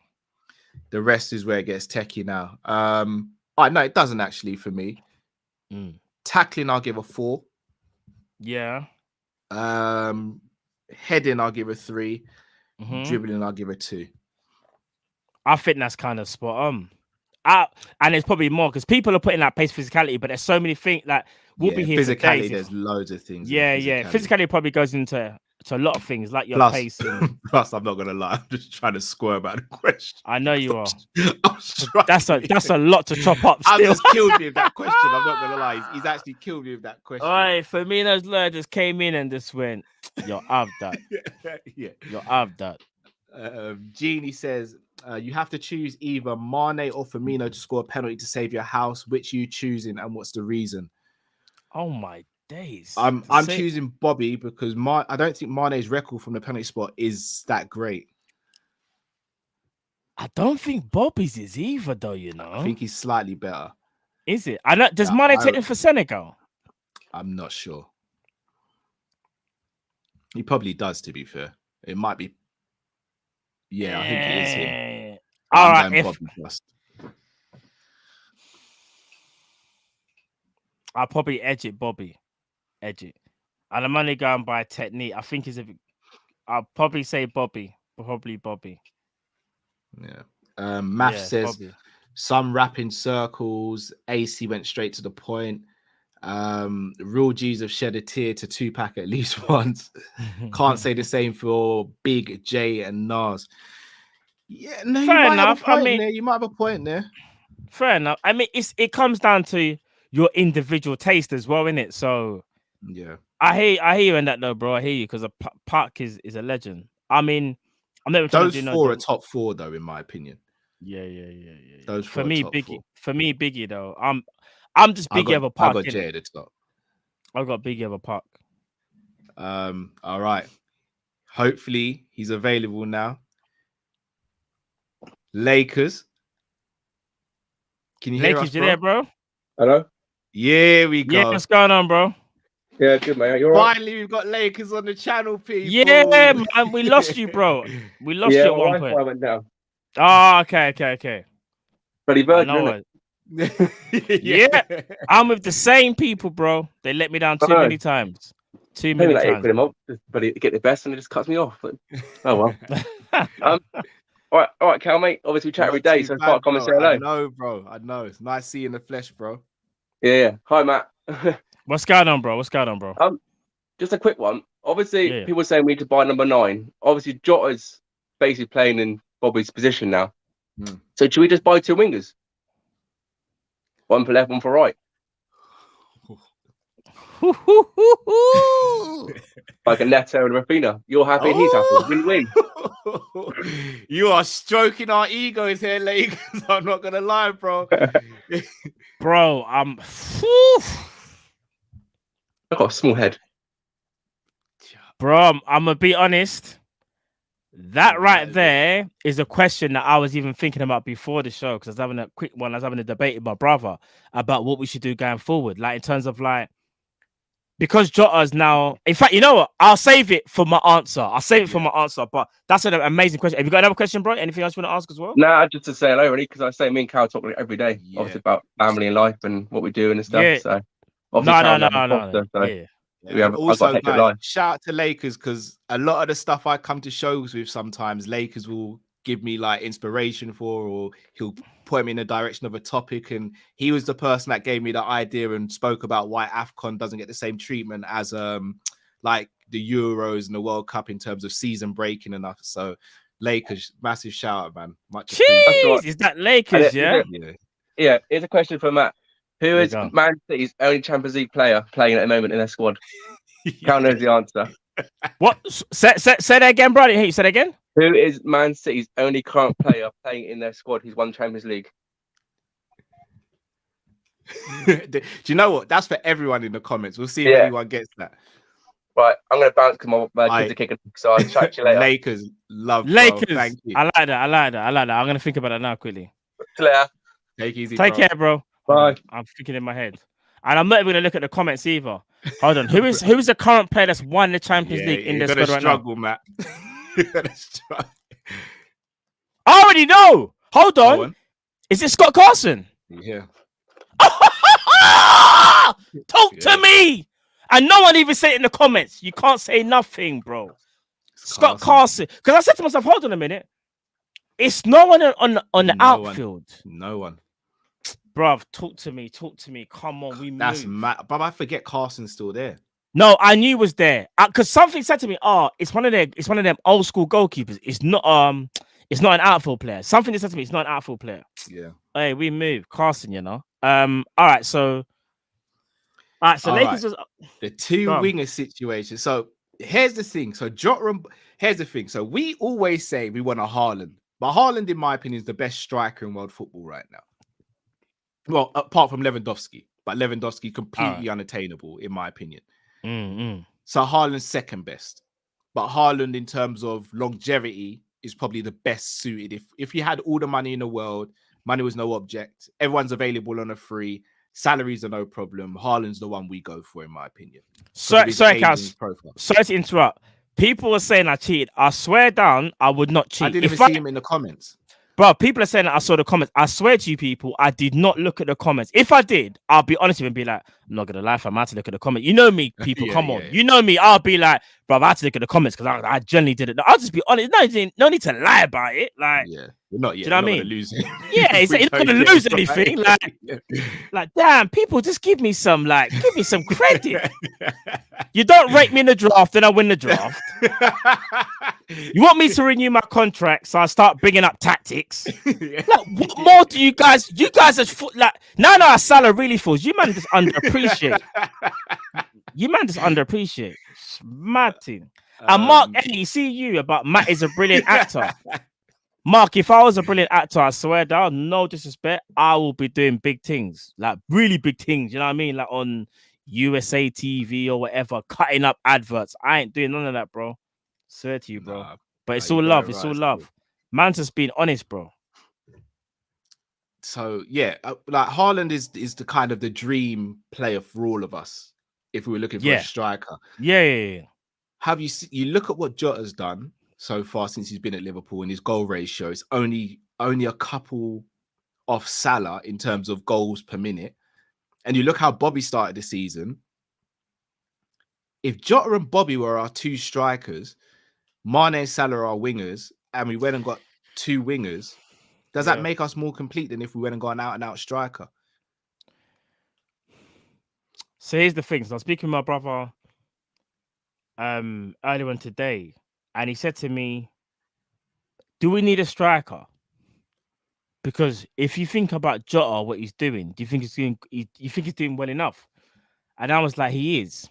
And not only that, I said he's adapting to the role and he's becoming more of a complete player. Yeah. Because here's the thing with Diogo Jota. I've always thought he's better playing from the left. I've always thought that, right? Yeah. But one thing I will say is Jota, in terms of beating his man, can't beat his man like Salah or Mane. He's a bit more like he's a bit more robust with it. Like he's a hard runner. So it's more like driving with the ball rather than a piece of skill, which Mane and Salah can possess when they want to and maybe drop a shoulder. Jota's very different. But one thing I've noticed about Jota, what Jota is doing now, is that he's learning to pick up space when he realizes there's none. Like, say he's being marked out of a game, so to speak, he would find that space, get involved in the game, and not only that, he's not forgetting about his overall duty, which is to score a goal, and he still gets on the end of it because he's got that goal-scoring instinct. I'm going to be genuinely honest. If we went and got Rafinha and Neto, or just two wingers like a Luis Diaz and a Neto or whoever, say we don't get Rafa, let's just say we get two wingers of high quality, I'm happy with that because I think you can actually mold Jota into a striker because I think he's got the characteristics. I will be happy with Diogo Jota and Firmino going forward for the next 2-3 years. I'm going to be honest with you. At first, I didn't see it, but now I'm starting to really see what Jota can do through the center. Bro, let me tell you something. Jota's I think he's got 8 goals this season. Yeah. Majority of them have come through the center, bro. Because remember, he hasn't played on the left. I don't know. What do you think? The Man United game, he played from the left. But here's the thing: you look at some of the goals he scored. Like the Arsenal goal, he sat 2 man down. The goal against Everton. Oh, I think people don't realize how sick that goal. Bro, he was off balance. The ball was behind him. Cruyff turned it, took another touch, and smashed it. But that's the only place he could have put the ball. No, but here's the thing. You know how we talk about how Mane's got a very good weak foot, and even Son as well. Because I put Son in that because I think Son is the closest thing of being 2-footed without being 2-footed. Basically, Son is amazing with his weak foot, bro. Don't sleep on Diogo Jota. But me and you have always said this, Cal. Yeah, his ambidexterity is mad. You know, you see his left foot. But we don't even think like you see with Salah. Sometimes you see it's either instinct or he thinks about it. Same with Mane sometimes. Jota, he just don't care, bruv. He's like, I'm smashing this home, and you can't do nothing. Here's a fair point. So before I move on quickly to another point, Sky Sports reporter Mark Brehan said Rafinha sees himself at Liverpool only for the next season.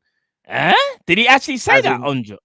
Apparently, this is something that's going around. He says he sees him at Liverpool. So Matt, you may get your wish, bro. What, Rafinha said that? No, apparently the journalist said that about Rafinha.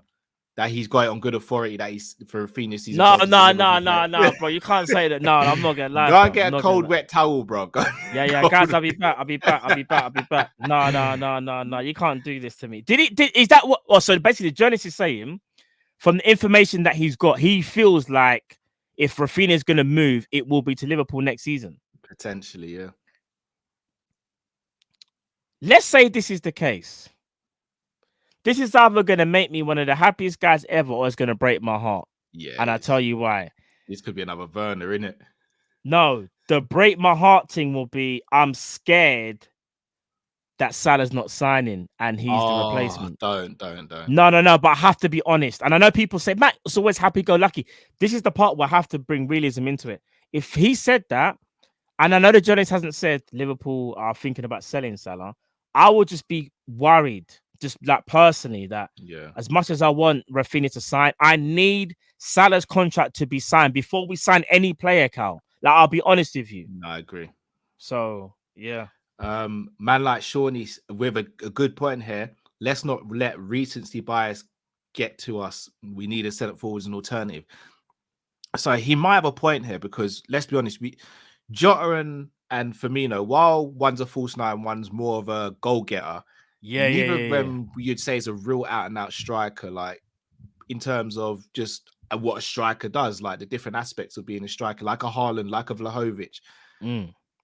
So then I'm going to flip Lakers' question slightly. Would you rather two wingers or would you rather a striker and a winger? I got a third question as well. I'll save that until we answer this one. If I'm being honest, all right. If we could get good caliber for both, obviously I'd want a striker and a winger because the rotation would be absolutely crazy. Because then you could go, let's say for argument's sake, we got Vlahovic, yeah? Vlahovic plays for the middle. And let's say we didn't have the money to get Rafinha, but let's say we bought, give an example, Anthony. Say Anthony, we could get him cheaper than Rafinha. So you got Anthony and Salah for the right. You got Jota and Mane for the left, and you got Vlahovic and Firmino for the center. That's a lot more balance. I'm only going by realism. Let's say, for example, all the strikers that we looked at were just like out of our price range because we know what we can do, and we was only able to get two wingers. I'm not gonna cry about that, and I don't think we should as a club. Like if I said to you, we was able to get Luis Diaz and Jarrah Bowen. Are we going to really sit here as fans and cry if Klopp was to move Jota to centre forward and Bobby? So those two will be competing one another. No. Obviously, we know it's not perfect, but I think we can live with that. Yeah. If Jota keeps this up, no? Do you guys agree or not? I don't know, man. I don't know. Math says, do you guys know of any Simicast level right backs to Trent? Yeah, Mazraoui from Ajax is the one for me, but he's just signed with Raiola, so I don't know what the club would do. Yeah. He would be brilliant. I was gonna say, I don't know. I haven't watched him recently because their team's not doing well. But I don't know how Max Aarons is doing. But he had a lot of potential. He's another one. He's another one. Yeah. Yeah. And believe it or not, I would rather have Max Aarons over Tariq Lamptey. Believe it or not, I really would. So here's the thing with Lamptey now. Yeah. Yeah. See if we were to get Lamptey could effectively cover Trent and Salah. Very different to Salah. More of a Traore type player, but he could do both. You just reminded me about a name. Let's cut you. If Liverpool was to get Adama Traore and Luis Diaz in the summer, and we didn't get a striker, would you be happy with that? So Luis Diaz will be the left hand side, and Adama Traore will be the right hand side, and then we go Jota. Do you think that will be enough? No, I don't want Adama. The reason why I say Adama is because it looks like Adama kind of gone off the boil, maybe wants to do something new. And not only that, there are rumors that he's going for about 2025, potentially in the summer, because he hasn't signed a new deal, I don't believe. Would you take Adama at right wing? You wouldn't. No. Fair enough. It's just a name that I thought of because even though I don't think he's all that, and I've never thought he has. I know Drift is kind of like his biggest fan. I've never thought he was all that, but he is kind of a one-trick pony. He can be devastating on his day. It's an option. Yeah, not for me. Fair enough. You kind of just answered my question about who you Fair take, enough. because we always speak about someone as an understudy for Salah. We don't really think of right-footed, left-sided forwards or wingers. Is Luis Diaz the one for you if you had to pick someone?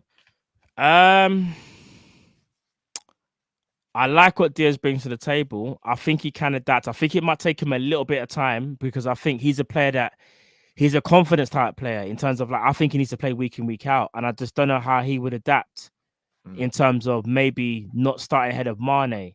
So if we was to sign him, I'd be happy, but I would just hope that he settles and I would take him. I really would. Like, I think Luis Diaz is good enough for Liverpool's rotation on that left-hand side if you're going to move Jota to the centre. So I'm laughing, man. Like Sean, he said after the show, edit that part out, man, about Dharma. Sean, how you gonna do me like that? I spoke to you on Insta like how many days ago now? Sean, how you gonna do me like that? No, but it wasn't that I want him. It's just that I was trying to think of a bargain Liverpool might go for. Yeah. Where you think the player might be good enough, you might not think he's good enough. I was putting a name out there, but he was a name that I was thinking, who would Liverpool go for like 25 to 30 mil? Yeah, I can't, off the top of my head, I can't think of any left-sided forwards who are right-footed. Again, probably because I've just not been looking around. Saint Max, I don't think is attainable. Not attainable. Newcastle are not selling him. He's gonna be the player that they build their team around. Yeah, definitely for phase 1 and phase 2. They need 100%. him. He's the guy that they'll be saying to your likes of, I don't know, give an example. Bro, Adama could go Newcastle. Yeah. Bro, I'm gonna be honest though. Max on the left, Adama on the right.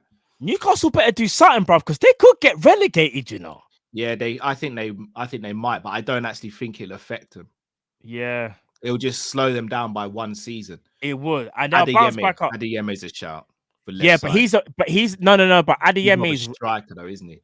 Yeah, but he's also left-footed, bro. So I would, if anything, I'll play Adeyemi off the right-hand side. I thought he's right-footed. No, Adeyemi left-footed, cuz. Is he left-footed? Yeah. People correct me if I'm wrong. I swear, I think he's left-footed. Okay. He's left-footed. Ash says, simple guys. Haaland is 21 and available for 74 mil plus 350 a week, I believe, this summer. Release clause. He guarantees 30 goals a season for 10 years. 300 goals. What are we debating here? Go get him. Bro, look, you don't have to convince me. Like, this is the brother you got to convince. For real. That brother right there. John W. Henry's. He's in his bag right now. That's who you got to convince. It's so magic because us contending for the title for how many years now? This guy there is in his bag thinking, you don't need more from me. like, you guys are challenging. You guys could win a league. Like, yeah. It's mad. It's mad to think that our owners probably do think Hammer, you'll never walk alone says, yes, lads, how are we? We're good, bro. Hope you are well too. I think we need a striker who can also work as a wide forward, a bit like Werner before he fell off a cliff. We need versatility. Here's where I disagree with that, bro. If we get a Rafinha and we already have Jota, Mane, and Salah, then I think we are right for versatility. I think if we get rid of Salah, God forbid, then we have to get one who's versatile. Yeah. I can't even imagine getting rid of Salah though, Carl, because Salah's the best player in the world. I don't want to see him leave. He needs to sign that. Do you want to know something, people? I know we love signings and we all want to go big in January, but we know we won't. And potentially summer, we kind of need to a degree. All I want to see is Salah sign that contract in January. I'll be honest with you guys. I really don't care about transfers right now. And I probably will live to regret that when AFCON comes around and I see Salah gone, Mane gone, and we're looking at our squad and we're just not doing nothing. But Salah seriously just needs to sign the contract for me. That's all I care about. Zota says he only has pace, no end products. Sar has both. That was regarding Adama. Sar's a good shout for the left-hand side, maybe. Sar, would you say Sar better on the right? No? Maybe. But I'm just thinking maybe Klopp could. But maybe he could play him on the left, though. Yeah, maybe he could play him on the left. The only thing, again, with that is an African player who plays in the same position as Mane, if we're looking at depth. A-Spec Limited says, apparently said Max has a relegation clause. Oh, interesting. You know what? That's interesting. I'm gonna be real. Put it this way: if St. Max becomes available, then it's St. Max and either Neto or Rafinha or Diaby. Yeah. So Neto, Rafinha, or Diaby are the only players I want to see coming on the left hand. Oh, sorry, on the right hand side. If Newcastle go down, St. Max or no one. I'm gonna be that real. I'm gonna be real, bro. I would take St. Max. You know. Here's the thing, though. When you say relegation clause, is it he has a release clause or he's allowed to leave if an offer that is suitable for the club comes in? I reckon they're two different things. Yeah, I reckon there might be a fee that if you get relegated, maybe you can activate. I could be wrong though. I could be wrong on that. Because if there's a relegation release clause, then we're in. If it's a fee where Newcastle say we want a fee that's acceptable, they're just gonna put him at like 100 mil. No one's gonna pay it. For real. So we're gonna get our next caller in. Ennie, you're on mute, bro. Can you hear us? Yo, yeah. Yes. How you lot doing? You look good? Yes, Ennie. Yeah. What's going on, bro? Yeah, man. I just heard St. Max relegation clause. Hello. What was I gonna say? Yeah, lads, we need to have an uncomfortable conversation. You know, go on. If Salah wins either a Champions League or Premier League, do we have to say he's the best Liverpool player in the Premier League era, even above Steven Gerrard, just because of his consistency? Nah, I know it's uncomfortable. Violence today, bro. Lord. Obviously, I know it's a hard one to say. We all grew up watching Stevie, man. He done amazing things for us. But I'm just like, what Salah's doing, like, for the fifth season now. Yeah, you woke up in a row now. If he wins, and obviously he's won a Premier League, which Steven Gerrard hasn't, which obviously I know it's not his fault, but it kind of is. I don't want to say it's his fault, but he did have opportunities to win it. But unfortunately, we know what happened in it. It's kind of uncomfortable to say, but Salah's. I know, man. It's mad uncomfortable. I know. This is a horrible conversation, you know. It's a horrible one, man. Oh, jeez. I'm just sitting down thinking, like, Salah, he probably, like, if he wins another, like, you could even argue it now. You could, if you really wanted to, you could. But I'd wait for maybe until he wins another Champions League or Premier League. One of those two big trophies, and I think that's when we seriously have to start having that conversation, like serious conversation. He sits at that table. I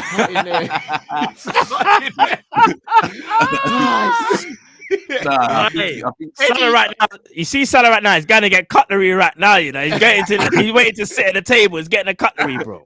He definitely sits at that. Well, I think he will. Especially, on the verge. Yeah, he's on the verge, man. He's definitely on the verge. And if he signs another contract, another 3-4 years at Liverpool, boy, in 4 years' time, I don't even know what we're going to be talking about. Maybe we're talking about.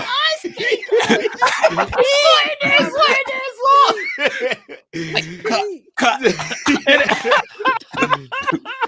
Yeah, boy. Yeah, no, we could be talking about Salah almost reaching 200 goals in a Liverpool shirt. So I know he ain't done it yet, but it's definitely the way he's going on now. Like, he's tracking to do crazy numbers. So, man, I think soon, man, we need to start having that conversation as Liverpool fans, as uncomfortable as it is. Like, yeah, man, that's really all I wanted to say. I just came in there, bro. He left man in the heat, bro. Oh yeah, sorry. I know the 2 minutes is up, but Stevie, man, this is no disrespect on Stevie. I know it's not. I know it's not. Yeah. I know no it's disrespect not. on Stevie. Yeah. I know. Grew up watching him, and when I was playing football, my coach tried to make me a striker. I said, no. I'm trying to be the box to box like Stevie. Don't try to be like, I'm a centre mid, number 8, Steven Gerrard style. But yeah, man, it's just that you need to be realistic or real, when it comes to Salah and Gerrard. I hear that. I know. We're obviously gonna have to chop it up now. Thanks for this, Ennie, bro. Ennie. No, great question, bro. On a real, great question. Fantastic, great question, bro.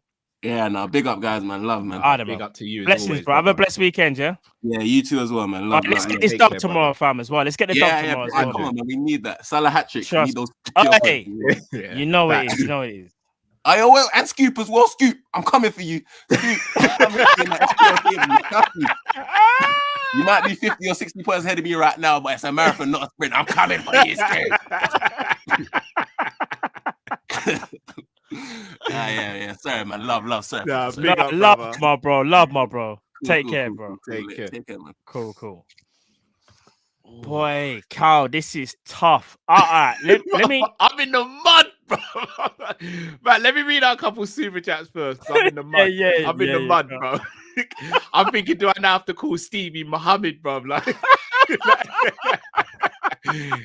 I'm in the mud. It's hard. Sam Max Legend says, "Evening, gents. Great show as always. Bless you, bro." Thank you, my bro. Question: with Scum United getting Ragnick, are many LFC targets off the list, including Haaland? Is it a concern that as we will lose out many top targets unless Liverpool spend big? Very good question. It is. Ralph has very good contacts in Germany. Yeah, he does. I'll say this. Man United's ability to attract players has gone up tenfold. It really has. Even if they don't get Haaland. Here's the thing. It depends if they get top 4, though. Yes. And who they get as a manager. I agree. No. I think if they get top 4, the players will go there. Because I think they'll get a decent-ish manager. Whether he's amazing or not, I reckon if they get top 4, because it's about money as well in Champions League. Yeah. So, for example, if they get top 4, it would worry me that they could attract a Haaland because they'll just throw money at it. It worries me that they can get an Nkunku. They'll throw money at it. So would they get back in bed with Raiola, though, with the Paul Pogba situation? Probably if they knew it was Haaland. I think they'll probably make one exception. I think they'll put up with him because it's Haaland. Unfortunately for us. I think we could be in a little bit of trouble. The only thing is I don't think we need loads of players, whereas I think Man United do. They need more than what we need. Yeah.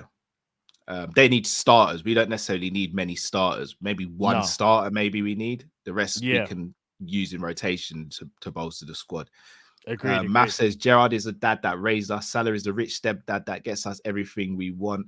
Can't disrespect Pops though. For real, I like that, Matt. Lord Walker says with 12 out of 27 departures, we'll be okay with Origi and Taki. What do you mean by the 12 out of 27 departures? Oh, sorry. With the departures on December 27th, I'm guessing that's going to be, we'll be all right with Taki and Origi. I'm still not convinced. Same. So I just saw something from Andre. It says, acting Kopish for Fina is Liverpool's target for Fabrizio today. Yeah. All right, listen, I don't want to... Listen. Matt is going to get gassed. All right, Andre, you need to listen. Send me the link to that interview, whatever it is. If it's on his podcast, I've already on that on Spotify. Whatever it is, Andre, just send the thing to me now, please. I need to listen to that or whatever it is after. But going back to Eddie's question, then. I'll be honest. Should I be honest? Go on. He's not like the best player in Liverpool right now. He's not. Like obviously he's still Gerrard, like of the Premier League era. However,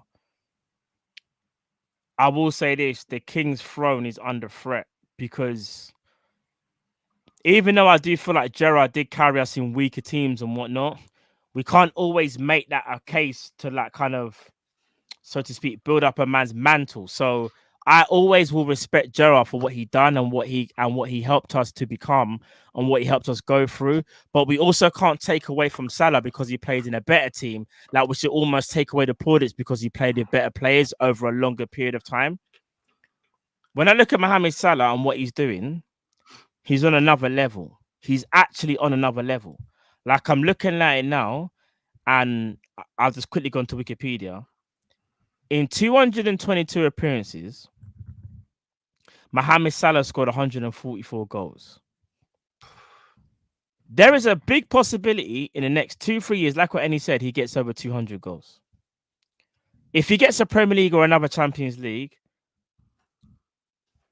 there will be questions to be had. I do think Gerrard will probably still have it, but I also feel like if Salah wins 2 major trophies, especially another Premier League Champions League, I think it's a conversation that we have to have. Like, I love Gerrard, didn't it? Like, Gerrard is when I think about Gerrard and what he done, it's absolutely crazy. But I don't want nostalgia to kind of get in the way as well. And not even that recency bias. So I'm just trying to split my brain in two. They are both sensational players. It's hard to kind of like split them between the two, but I think we can only really make that fair comparison when it's all said and done. And I think Salah has to kind of, as you said, or as Ellie said, sorry, wins 2 major more trophies. If he does that, I think it's a conversation to be had. I have to be honest. I have to be real. I know some people won't like it. Everyone, I know Gerard is the local lad. He's the scouser, and I fully get it. And I'm not taking nothing away from Gerard because he's the king. And all I'm saying is, if Salah wins 2 more major trophies and carries on the way he's going, I think there's a conversation to be had. Even if you still think it's Gerard, there's a conversation to be had. I leave it with you, Cal. No, I agree. The way I look at it is, Gerard's like my mum in terms of she raised me, she made me a man, she like taught me right from wrong, my morals, and fed me and clothed me and looked after me. Salah's my wife. Like, she's the person who I live with now, who I'm starting a family with. I can't compare the two. But if I had to have the conversation between Gerard and Salah, Salah does a few more things, the conversation gets very, very techie. And I may have to rename Stevie, which is going to confuse the poor boy. He'll have how many names? You're very techie in the household It as will well. be. He'll be mad, still be mad. Because then I'll have to change Robbie's name to Stevie because Robbie would have gone down the peg. It just gets too techie in my household. Ash says, man, don't know if you've seen the Ox and Thiago interview with the two boys. Love the bromance they have. Yeah, they were hilarious when Thiago didn't know who Little Mix was. Yeah, no, that was. Do you know what? It's mad because it's like Little Mix, and Thiago's like who, and Little Ox is like who's Little Mix, and then the little boy is like, oh my days, he's disrespecting you, Ox, or something like that. Thiago's like cool, and he's like, oh, that's my, and then Thiago, Thiago finally realizes like, oh yes, that's your missus. You can tell Thiago had no idea like who Little Mix was, like at all. But Thiago looks like he just listens to Beethoven and them, man, bro. He does, but then he tried to drop the whole. He does listen to like rap and stuff, you know. I don't know if he when you heard probably does, but it's probably mellow rap, bro. Just For riddle real. rap, like them type of vibes there. Math says, Hendo, you see Thiago's techers rubbing off on him. 100 iron sharpens iron, people. We've been saying it for years. It does. Iron sharpens iron. It's not a coincidence. Right, I'm gonna get the next caller in. Yeah. Lorenzo. You there, Lorenzo? You're on mute at the moment, bro. Lorenzo, you there, bro? You're Lorenzo. What's up, bro? Yeah. What's up, bro? There we go. What's going on, bro? What's going on, man? Yes, you guys can hear me, right? Yeah, we hear you, brother. Yeah, loud and clear, bro. Loud and clear. Yeah, bro. I'm actually a big fan. I'm actually all the way from Bermuda. I always tap in with I always tap in with you guys' show, always watching it, always supporting it. Thank you. Appreciate that, bro. No problem, man. No problem. Yeah, I'm just coming on to share a few thoughts and things like that. Go for it. Cool.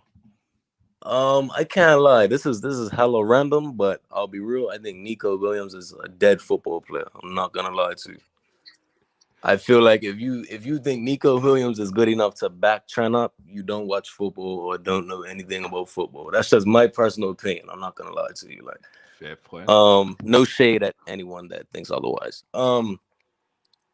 But what do you guys think about next season as far as the Ballon d'Or goes? Because I feel like it's like a dilemma, because I feel like if Salah has an out of this world season and Lewandowski has an out of this world season, I feel like they'll probably edge it to Lewandowski just based off him not getting it this year.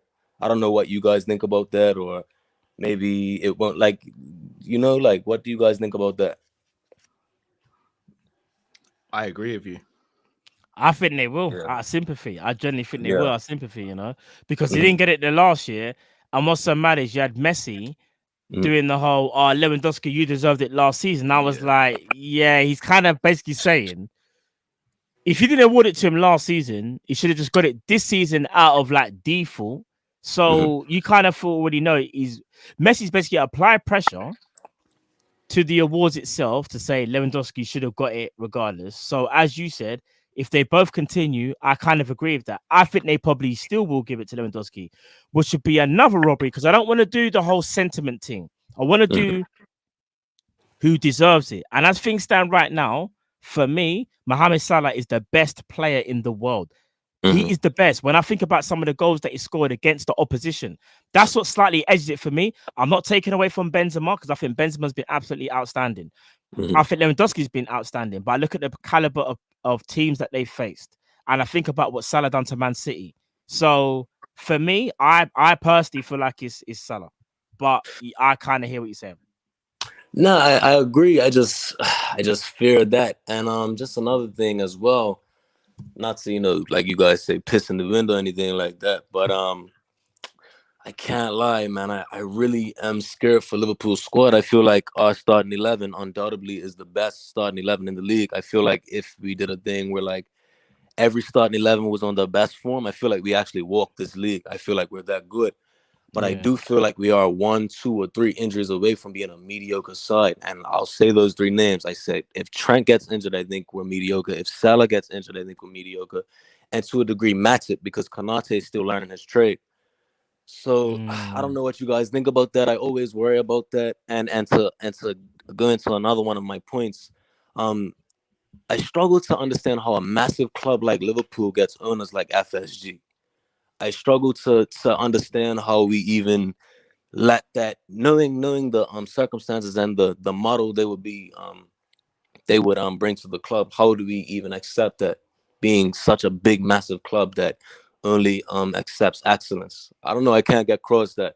I feel like Klopp's worked his magic, like ridiculous magic.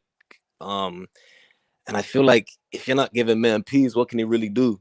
Like it's one of them things for me.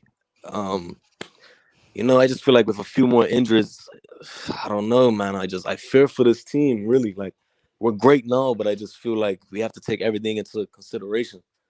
That's all. I just want you guys to chop that up. Tell me what you think about that. Will, bro. You make some good points. Good questions, bro. Good questions, bro. Thank you. And it's your first time calling in as well, right? I was gonna say first time. Yes, bro. My first time. Bless you, man. We appreciate. I thought so. Yeah, no, appreciate that, bro. Appreciate you guys, man. Supporting you guys all the time. No, thank you, my bro. Humbling. I was gonna say, no, thank you, my bro. Appreciate it. Thank you, bro. You guys take care, all right? You too, take care, bro. Thank you, man. All right. So let's chop it up. Nico dead. So I'm not going to say I think Nico's dead. I just don't think he's Liverpool quality. But when I say that, I mean that with respect because we are an elite level team. Back in the day when Liverpool were on the climb, Nico could definitely be in that squad and fit in absolutely fine. Whereas now we've hit that next level, I think we're better than what Nico can offer us. So, I won't say too much because people always say I'm a Nico hater. I would just say I agree with everything that you said. I think we can get better than Nico. And yeah, I'll leave it there. I don't want to say too much on Nico because I know people will be, Matt's being disrespectful. So I'm just gonna leave it there. So yeah. The 3 injuries talk for me, it's Salah, Trent, and I'll be honest, I think the 3rd injury that would cripple us the most is actually Fabinho. I think currently, if we lost Virgil or Matip to injury, I don't think we'd win the league, but I don't think we'd struggle to get top 4.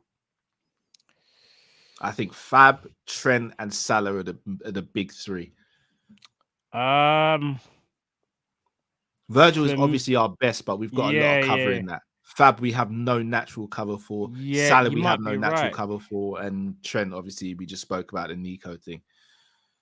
You might be right. I would go Trent again. Yeah, I would go Trent, Salah.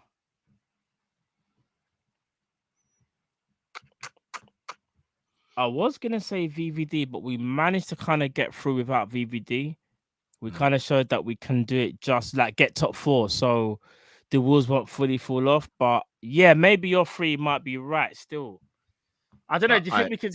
What about Kelleher? Do you think we can handle Kelleher? Like maybe... What if Kelleher got like... Alisson got injured and we had Kelleher? I'd be right with it. You might be right. It's Fab, because I'm not going to lie as well. I feel like when Fab plays, Thiago just... Yeah, shines. We unlock Thiago when Fabinho plays. That's the best way to describe it. We unlock him. He goes and plays his game because he knows he ain't got to be the last man trying to make them mad tackles and interceptions.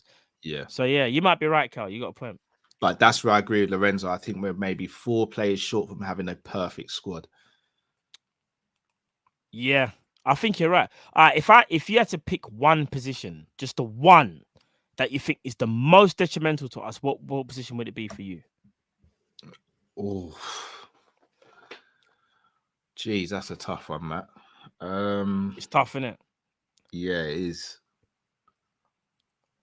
I'm just thinking now. Do you know what? I would go for another quality right back because even though I don't think we have a natural replacement for Fabinho, we've got enough players in midfield who can cover. Henderson, and we've got enough tackers who can cover for Salah if need be as well.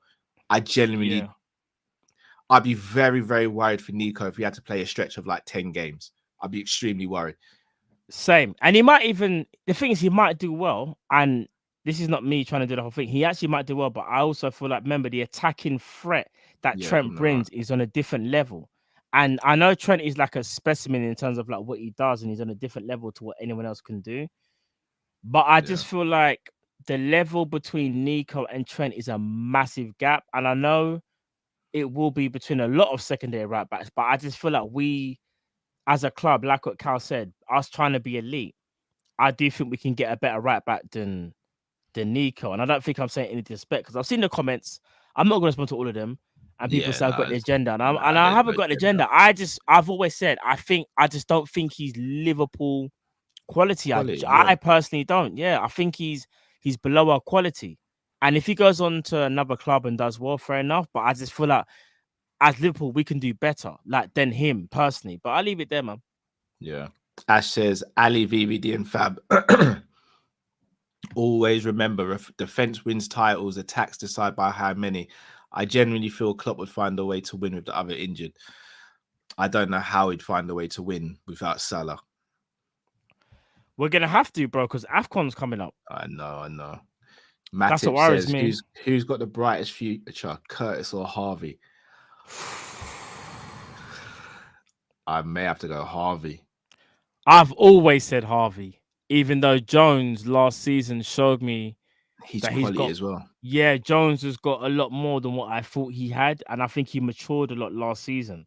I just think Jones has been very unlucky. Like this eye injury, has been so unlucky because he would have got game time. Bro, we forget Curtis Jones ain't been playing like he's not a part of our rotation, you know? Yeah.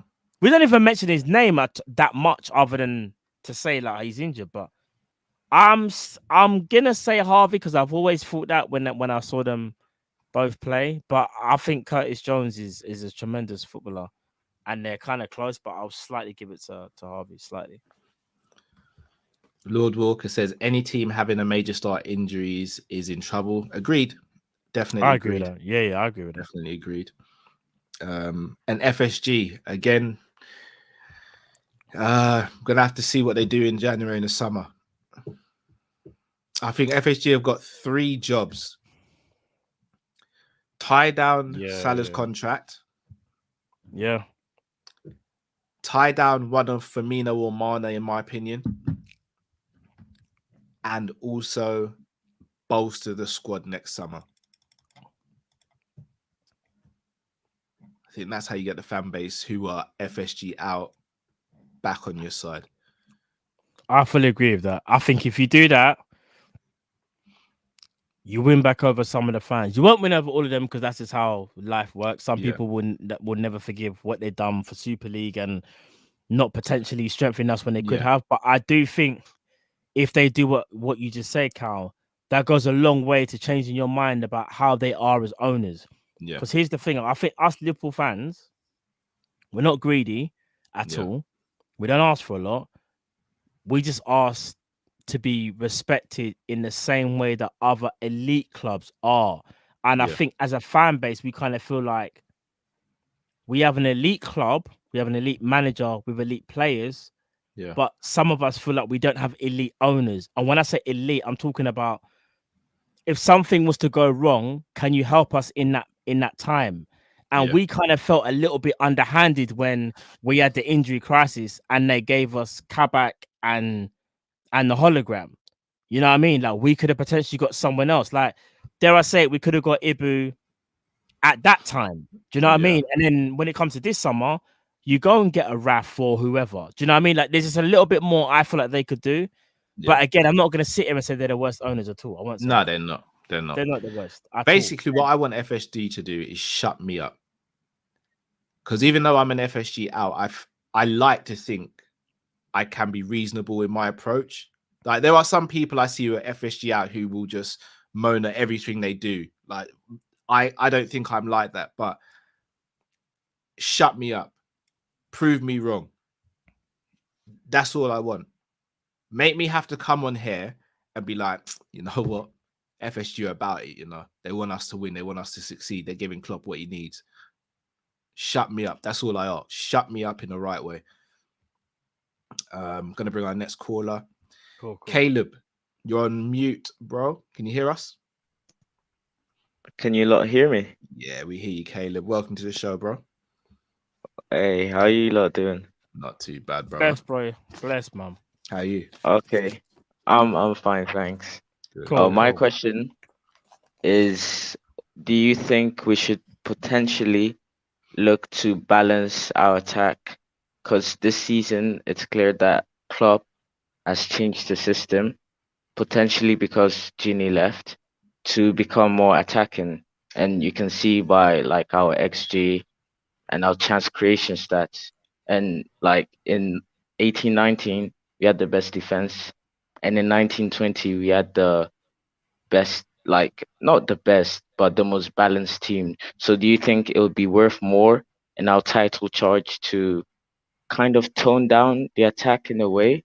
Not like completely go defensive, but to tone it down, because games like Brentford and West Ham would not happen in 19-20 or even 18-19.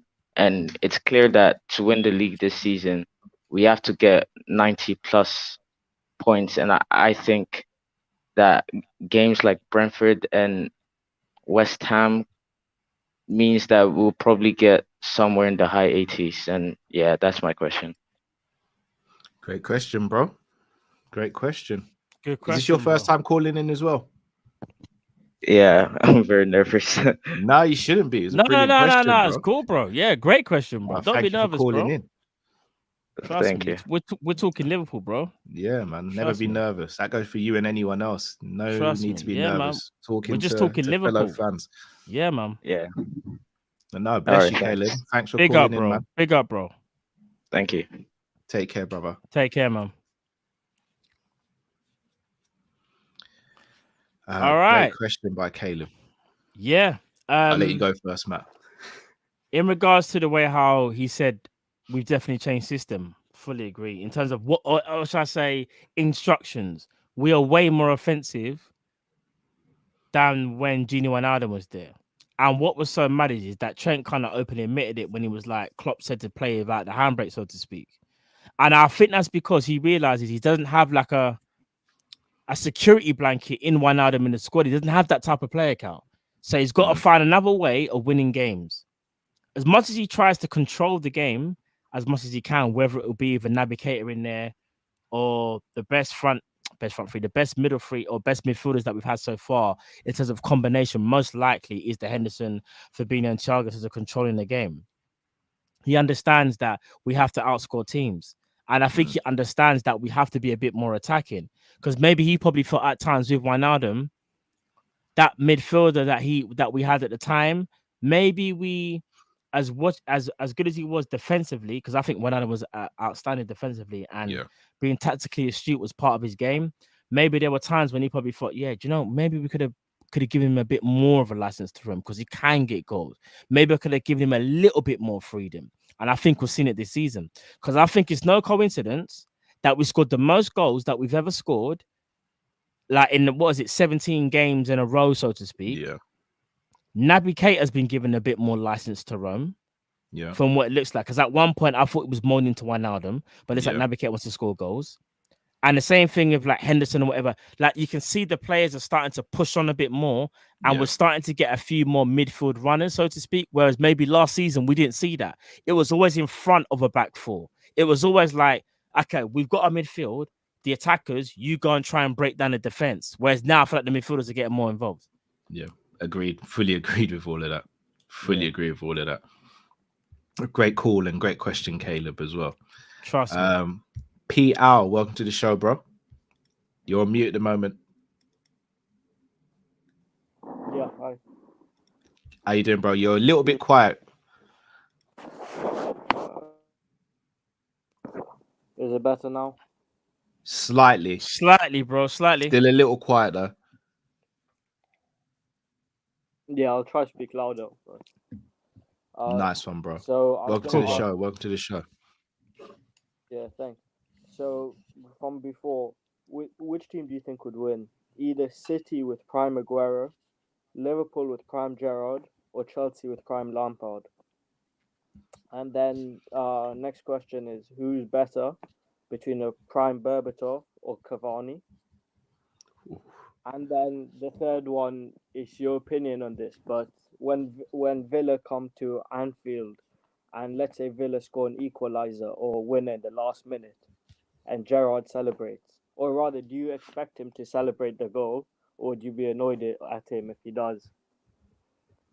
And now I just want to say one thing. It's not a question, but it's my opinion.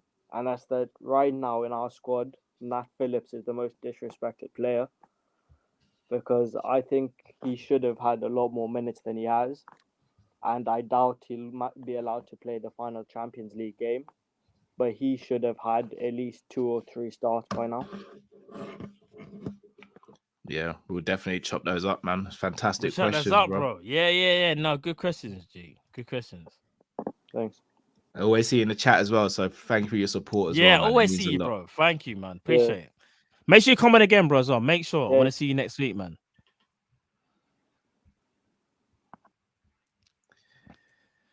All right. Maybe I'm going to be a bit biased with this one, but who wins? Prime City with a prime Aguero, Liverpool with a prime Gerrard, or Chelsea with a prime Lampard in their current squads now? You already know what we're gonna say. Yeah, it's Gerrard, isn't it? It's a prime Gerrard, bro. Yeah, it's a prime Gerrard. Like, although City runs it prime close. Aguero at City right now. City runs it close, and I think Chelsea go third because I don't think Chelsea's problem is midfield. It's their more attack. Like you can't replace Drogba, innit? It's Timo. And yeah, Havertz. if you would have said, if the person would have said, if Pete, sorry, Drogba. Pete, let me not say person. Apologies. If Pete said Drogba over Lampard, it might be. Combo. Yeah, that's a combo because Drogba. Yeah. Prime Berbatov or prime Cavani? I think prime Berbatov was the better player, but the better goal scorer is Cavani. I think Cavani's a better goal scorer than Berbatov. Took the words out of my mouth. I'd prefer to watch a prime Berbatov over a prime all day, Cavani. Every day. But if I need a win, I wouldn't even say if I need, but let's just say, for example, there was a tight game and it's a final or something, and the ball was, I don't know, like I just think Cavani's kind of like that guy. When he wants to be, he can be that guy. Although I love Berbatov and what he brings to the table, I wouldn't say. Yeah, I have to go. Yeah, I give it to Cavani as the better goal scorer. I would back more on Cavani. All right. Villa score a winner or equaliser at Anfield in the last minute of the game. And Gerrard celebrates. So you're all right with it, Matt? If you watch Gerrard's press conferences, he's trying so hard to sell the whole I'm Villa, I'm Aston Villa. I don't know if you've seen it, but like anything he says, whenever they ask him Liverpool, he's like, I don't even want to do this guy's accent because I'll fail, but he'll do the whole like, yeah, I'm Aston Villa, like, don't ask me about that, like, red-a-tat, he'll bat it away. He will celebrate. I think Gerrard will, but you want to know something? He kind of knows deep down we're going to respect him because he's managing another football club. He's not contracted to Liverpool as things stand. He also knows as well, and he trusts in us, that if he does celebrate, we're still going to love him. Like, we're still going to love him, innit? We are, because he's Steven Gerrard and what he's done for us. So I think he will celebrate, and I think he that's him banking on the fans, knowing that what he's done for us, you can only respect what he's doing, and he knows. Because there's a one time that I was talking about Liverpool, and you saw him try so hard to kind of like at neutral, and he was just like, I don't know why you're asking me these double questions, kind of thing. But you could kind of see that he was just like, bro, like allow me, because like I'm trying my hardest to play my poker face. Yeah. So I think for me personally, he will celebrate, but I also feel like we will respect him. I know I will. It will hurt me, but I will still respect him. How will you feel about it, Cal? If Gerrard celebrates with his coaching staff, I'm good. If I see man running down the line and all that stuff, then he's gonna. What do you do if he's skidded on the floor in front of the clock? Like skidded. Like skidded and done like, you know, remember when Henry done that thing with Henry? No, remember when Adebayor skidded on the floor on the to Man City and went like that. That would hurt. But if his team scores a dramatic late equalizer or late winner, he kind of has to celebrate. He kind of has to. Just nothing crazy, Stephen, man. Nothing crazy. Right, this person said it, but yeah, of course. Yeah, he has to celebrate. Gerard's favorite. Yeah, of course. Nah, he has to celebrate. He has to celebrate. Andre says if he kisses the camera. No, I'm not gonna lie. If he kisses the camera, I swear to God, me and Gerard outside. We'll have a combo about it. Yeah, we'll go outside. Oh, jeez. Ash says huge difference. Genie would pass sideways 8% at the time to retain possession. Thiago is playing riskier forward passes, trying to split the midfield line. I think all of our players. I even think Henderson is. I think Henderson's being less conservative. We are. And that, you see that statement right there, that is spot on. And that's nothing against Gini Wijnaldum because that's not his game. But you see the risks. The reason why we bought Thiago is to kind of change the way slightly how we play. Klopp knows without Gini Wijnaldum, we can't play the same way because we don't have a player like that. Yeah. Do you know what I mean? I'm not going to lie to you though. It would have been very interesting to see if we kept Gini Wijnaldum and still got Thiago. In terms of like started to be the higher. Yeah, to see if he started to be like the more goal threat guy. Because the rotation would have been in. Anyway, I don't want to talk about it because he's not here. Don't. You're gonna bring a tear to my eye. But yeah, of course. And Nat being the most disrespected. Yeah, I'm gonna be real. I'm very upset at how Nat's been treated. I'm not saying he should have started bare games, but you see games where we're winning and we've got subs that we can make. Why not throw on Nat for 10, 15 minutes? Yeah. Why can't Nat play that Porto game, for example? Will he play the AC Milan game? I doubt it, especially with Gomez being back now. He wants to get Gomez. He should have seen at least more than this, in my opinion. I think a lot of it is to do with, you know how we talk about Klopp favoritism? I think he favors Gomez quite highly because he believes in Gomez, but Gomez hasn't had the playing time. He knows Gomez is playing for a World Cup spot, and I kind of feel like Gomez hasn't necessarily had the greatest of games, and there could have been times when he could have played Nat, and he's chosen not to. No. And I think that's kind of more on Klopp because you're right. Nat Phillips could have played more, at least a couple minutes, as you say, even to see out a game. That's give the man like 7. You know, like when you stick on a man for like 5 minutes at the end, like let him touch come pitch. On Anfield and get a round of applause. Like he was so instrumental in us getting top 4 Bruv, last season. Him and man like Kabak was the reason why Cal we got third. I can't even forget that. As much as I didn't rate Kabak long term, I cannot sit here and say, Cal, Kabak didn't have a Bruv, him and Nat Phillips played a match. Bruv, even Reece Williams, and I'm not trying to say we should go back to it because we kind of know the guys we have now are better. But you kind of also have to show the guys respect as well. And I kind of feel like Nat Phillips, out of all of them, was the best defender out of all of them, in my opinion. So you could have played him a bit more. That's me being honest. Facts. Gonna bring on our last caller of the evening. Hey, I see him there. Love to see it, Rowell. Hey, what's going on, bro? What's good, man? I see you got a little man. Yo, hey, we know the struggle. Me and Matt know the struggle. Hey, you guys can hear me, yeah? Yeah, we can hear you, bro. Mate, like, little man. I've got two. got two of them just like you guys, man. Like, yeah, we know the struggle, bro. But I know the struggle. We know.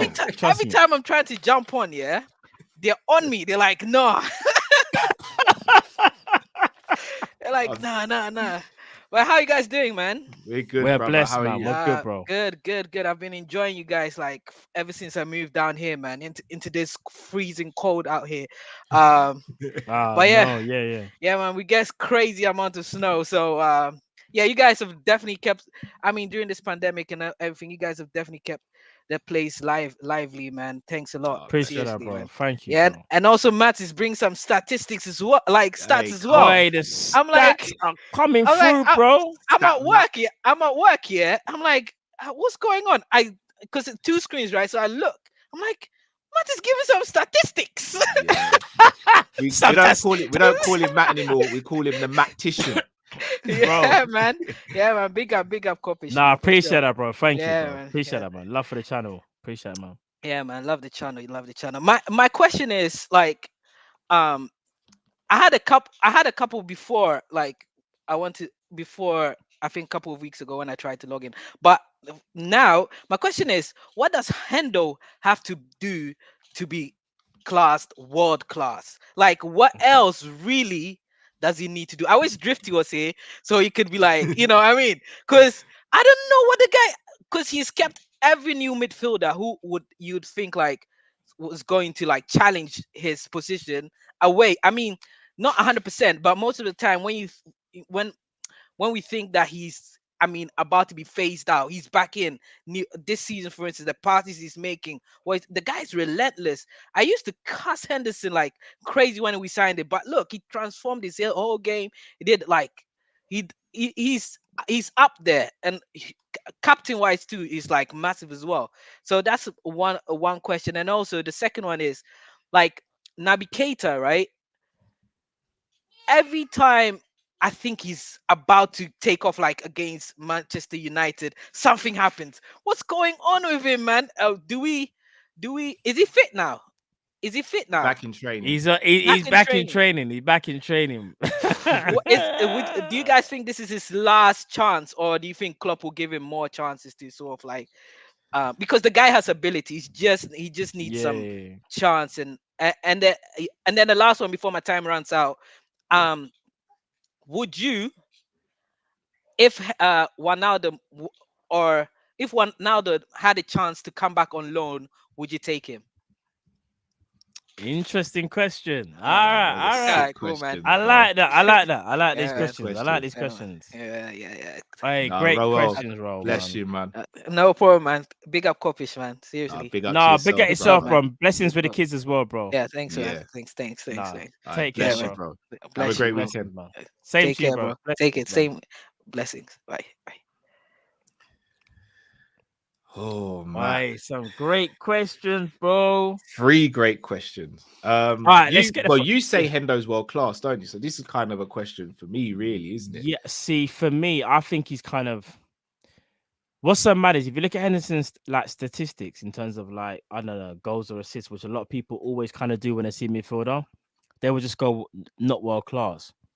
But I feel like his involvement in the game, what he brings to the table, and this is one thing I was going to say to Jamrock as well. Unfortunately, Jamrock couldn't be here today. It looks like, but it's not even about statistics with Hendo. It's his leadership, which is mad key, and I feel like that's another thing that kind of adds to what he had. Well, basically, what adds to his like his skill set. So I know Henderson might not be as technically gifted as Thiago.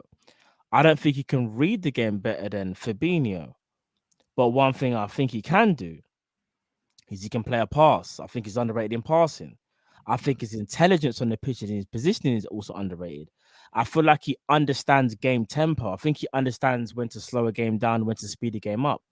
And I kind of also feel like his big game mentality is a massive, massive key. Like there's no fluke that we won a Champions League and a Prem under Henderson. So yeah, man, I'll leave that one there. But yeah, Kyle, I'll let you go because I know you want to speak about. I'm trying to. So I think Hendo's just the level below world class. Yeah. But I'm only saying that because I said this season I need to see a world class season from him, and then I'll put him in that category. Fair enough. So halfway through this season so far this season, he's been absolutely class. Yes. Couple games here and there where he's not been great, but apart from that, he's been absolute class. So if he does maintain this for the rest of the season, I'm calling him world class with chest. Facts. And not only that, Cal, I know, and again, statistics don't tell the whole story, but his win percentage, our win percentage with him in the team is dramatically better than when it's not. And I used to kind of feel like, it's a coincidence because maybe look at the combinations of plays that we had. Yeah. But then you see it on the pitch and you're like, there's a reason. The leadership that he has is so underrated in terms of the organization that he just brings to everyone. Like, it's mad. Yeah. The way how everyone even speaks about him is crazy. So it's true. Naby, is this his last chance?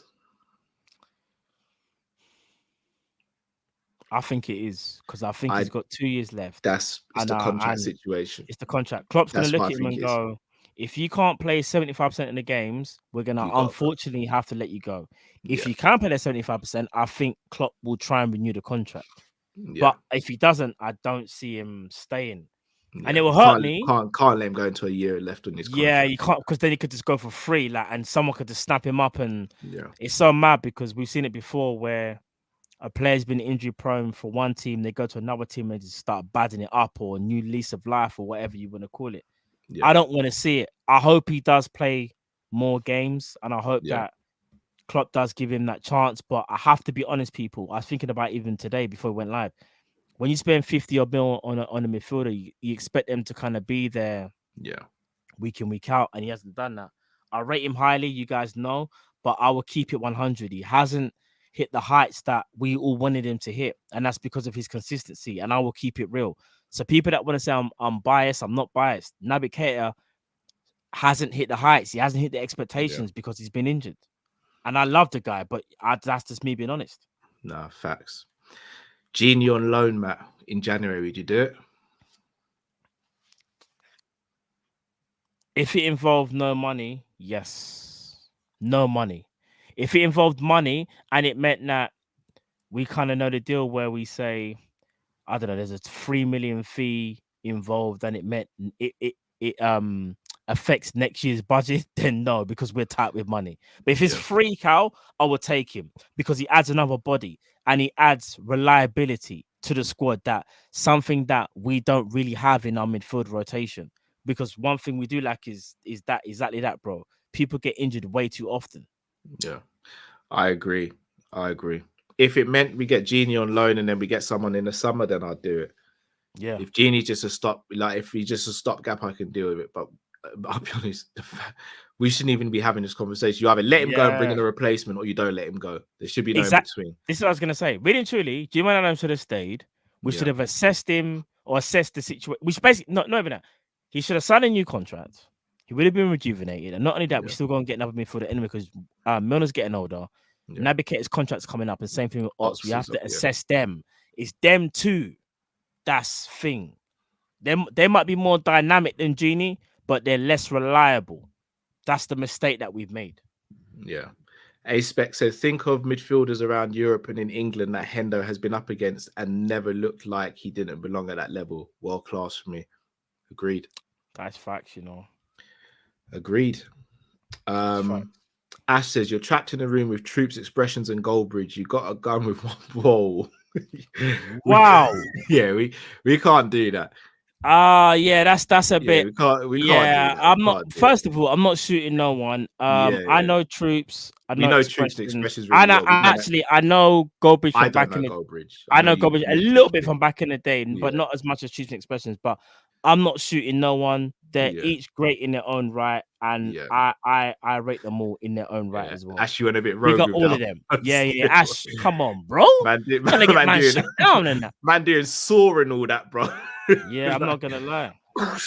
I want to play each and every one of them, and especially, I'll say especially troops and especially because I've known them man for a while now. Yeah, and what they're both doing in America is massive. Whether you like them or dislike them, but they are they are set in a way. Whether again, they might not be your cup of tea, but just in terms of as people, I can only speak for them as people. I've met them many a times, and they are blessed people, man. And I'm just glad to see what they're doing. Whether you like them or not, I'm glad to see what they're doing, man.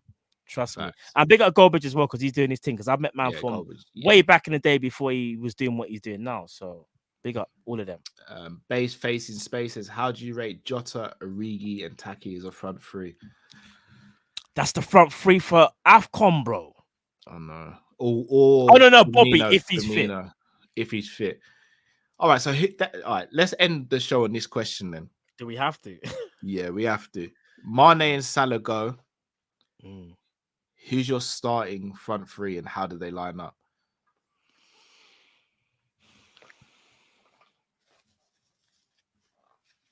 Bobby, Jota.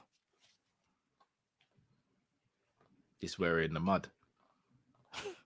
Bobby, it's that glitch right. Oh.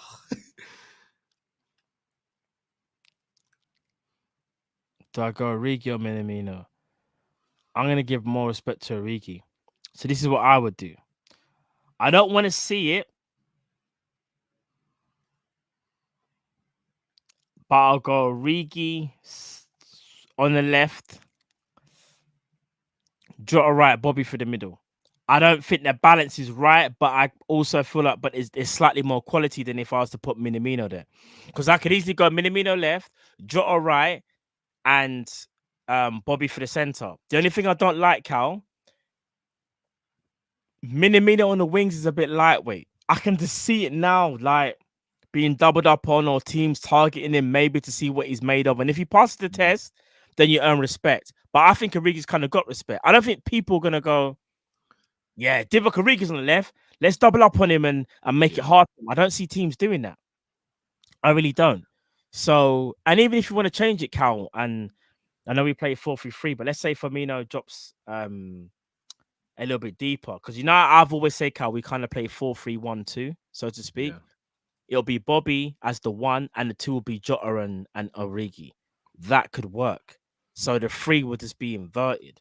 I prefer that. System, yeah, but it's fast and it's more flexible. You know he's not changing the system. No, he's not changing it. I'm gonna be real with you. Jota on the left, Bobby through the middle, and Minamino on the right. Oh, bro, Minamino on the wings is on the right as well, bro. It's gotta be, bro. What else can we do? No, but you're better off putting Jota on the right, Minamino, because Minamino's best games are come from the left, no? Bro.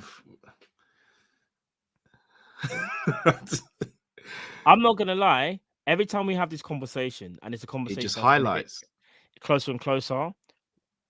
I don't want to say it, but when AFCON starts, unless someone becomes a savior in that time, we're in the mud. I'll be honest, we're in the mud. Because when you've got the best player in the world, you've got another player that people thought was finished, but he's still been amazing. And then you've got, it's just that's a lot. You're taking out 2 of our best players, bro. Pabs and Grills and Marquet. Could Kai Gordon get a shout? He could, but have we seen enough of him to know that he can handle it? And the reason I said it is because of this. Ox out wide, maybe. Oh, that's another thing I don't want to see. We saw Klopp say, Harvey, you deserve to start, and Harvey deserved that start 11 spot when the season started. There is a reason why we haven't seen K Gordon since the season has started in the first 11. And I'm not Klopp in it. We can only ask him. I'm going to be honest, Carl. It's a big headache. It's a big headache. It is. What a way to end the show after such a happy-go-lucky show. Let's end the show now on a great chat. Oh, boy. Before we do head off, though, make sure you check out FansBet, who sponsor this show every Friday. Massive shout out to FansBet. Check them out. Click the link in the description. Free to play games, games where you can bet for 10 and get 33 plays on spins. Do that. Check them out. They're brilliant. Not only can you support them, not only can you play through FansBet, but you can also support a charity of your choice on FansBet as well. So please check them out. They are changing the way people bet, and we love it and what they are doing. Check them out, people. We will be back tomorrow after the game. Unfortunately, we can't do a watch along because it's a 3 o'clock kickoff and we don't have the facilities for that, big man. But we will be back straight after the game to chop it up for a review. Straight away. So make sure you tune in for that. And Trust me. got a massive thank you for everyone who called in. Massive thank you for everyone who contributed to the chat. You guys. Amazing show. Really appreciate all First of you. time callers in that as well, getting involved as well. So appreciate that as well, man. Precisely. Trust me. But yes, people, until we see you tomorrow, have a blessed evening, have a blessed day tomorrow, and let's get that dub. Trust me. Get that dub. As man like Matt would say, we move. Let's go. As Carl would say, let's go. Bless you all, people. You take care.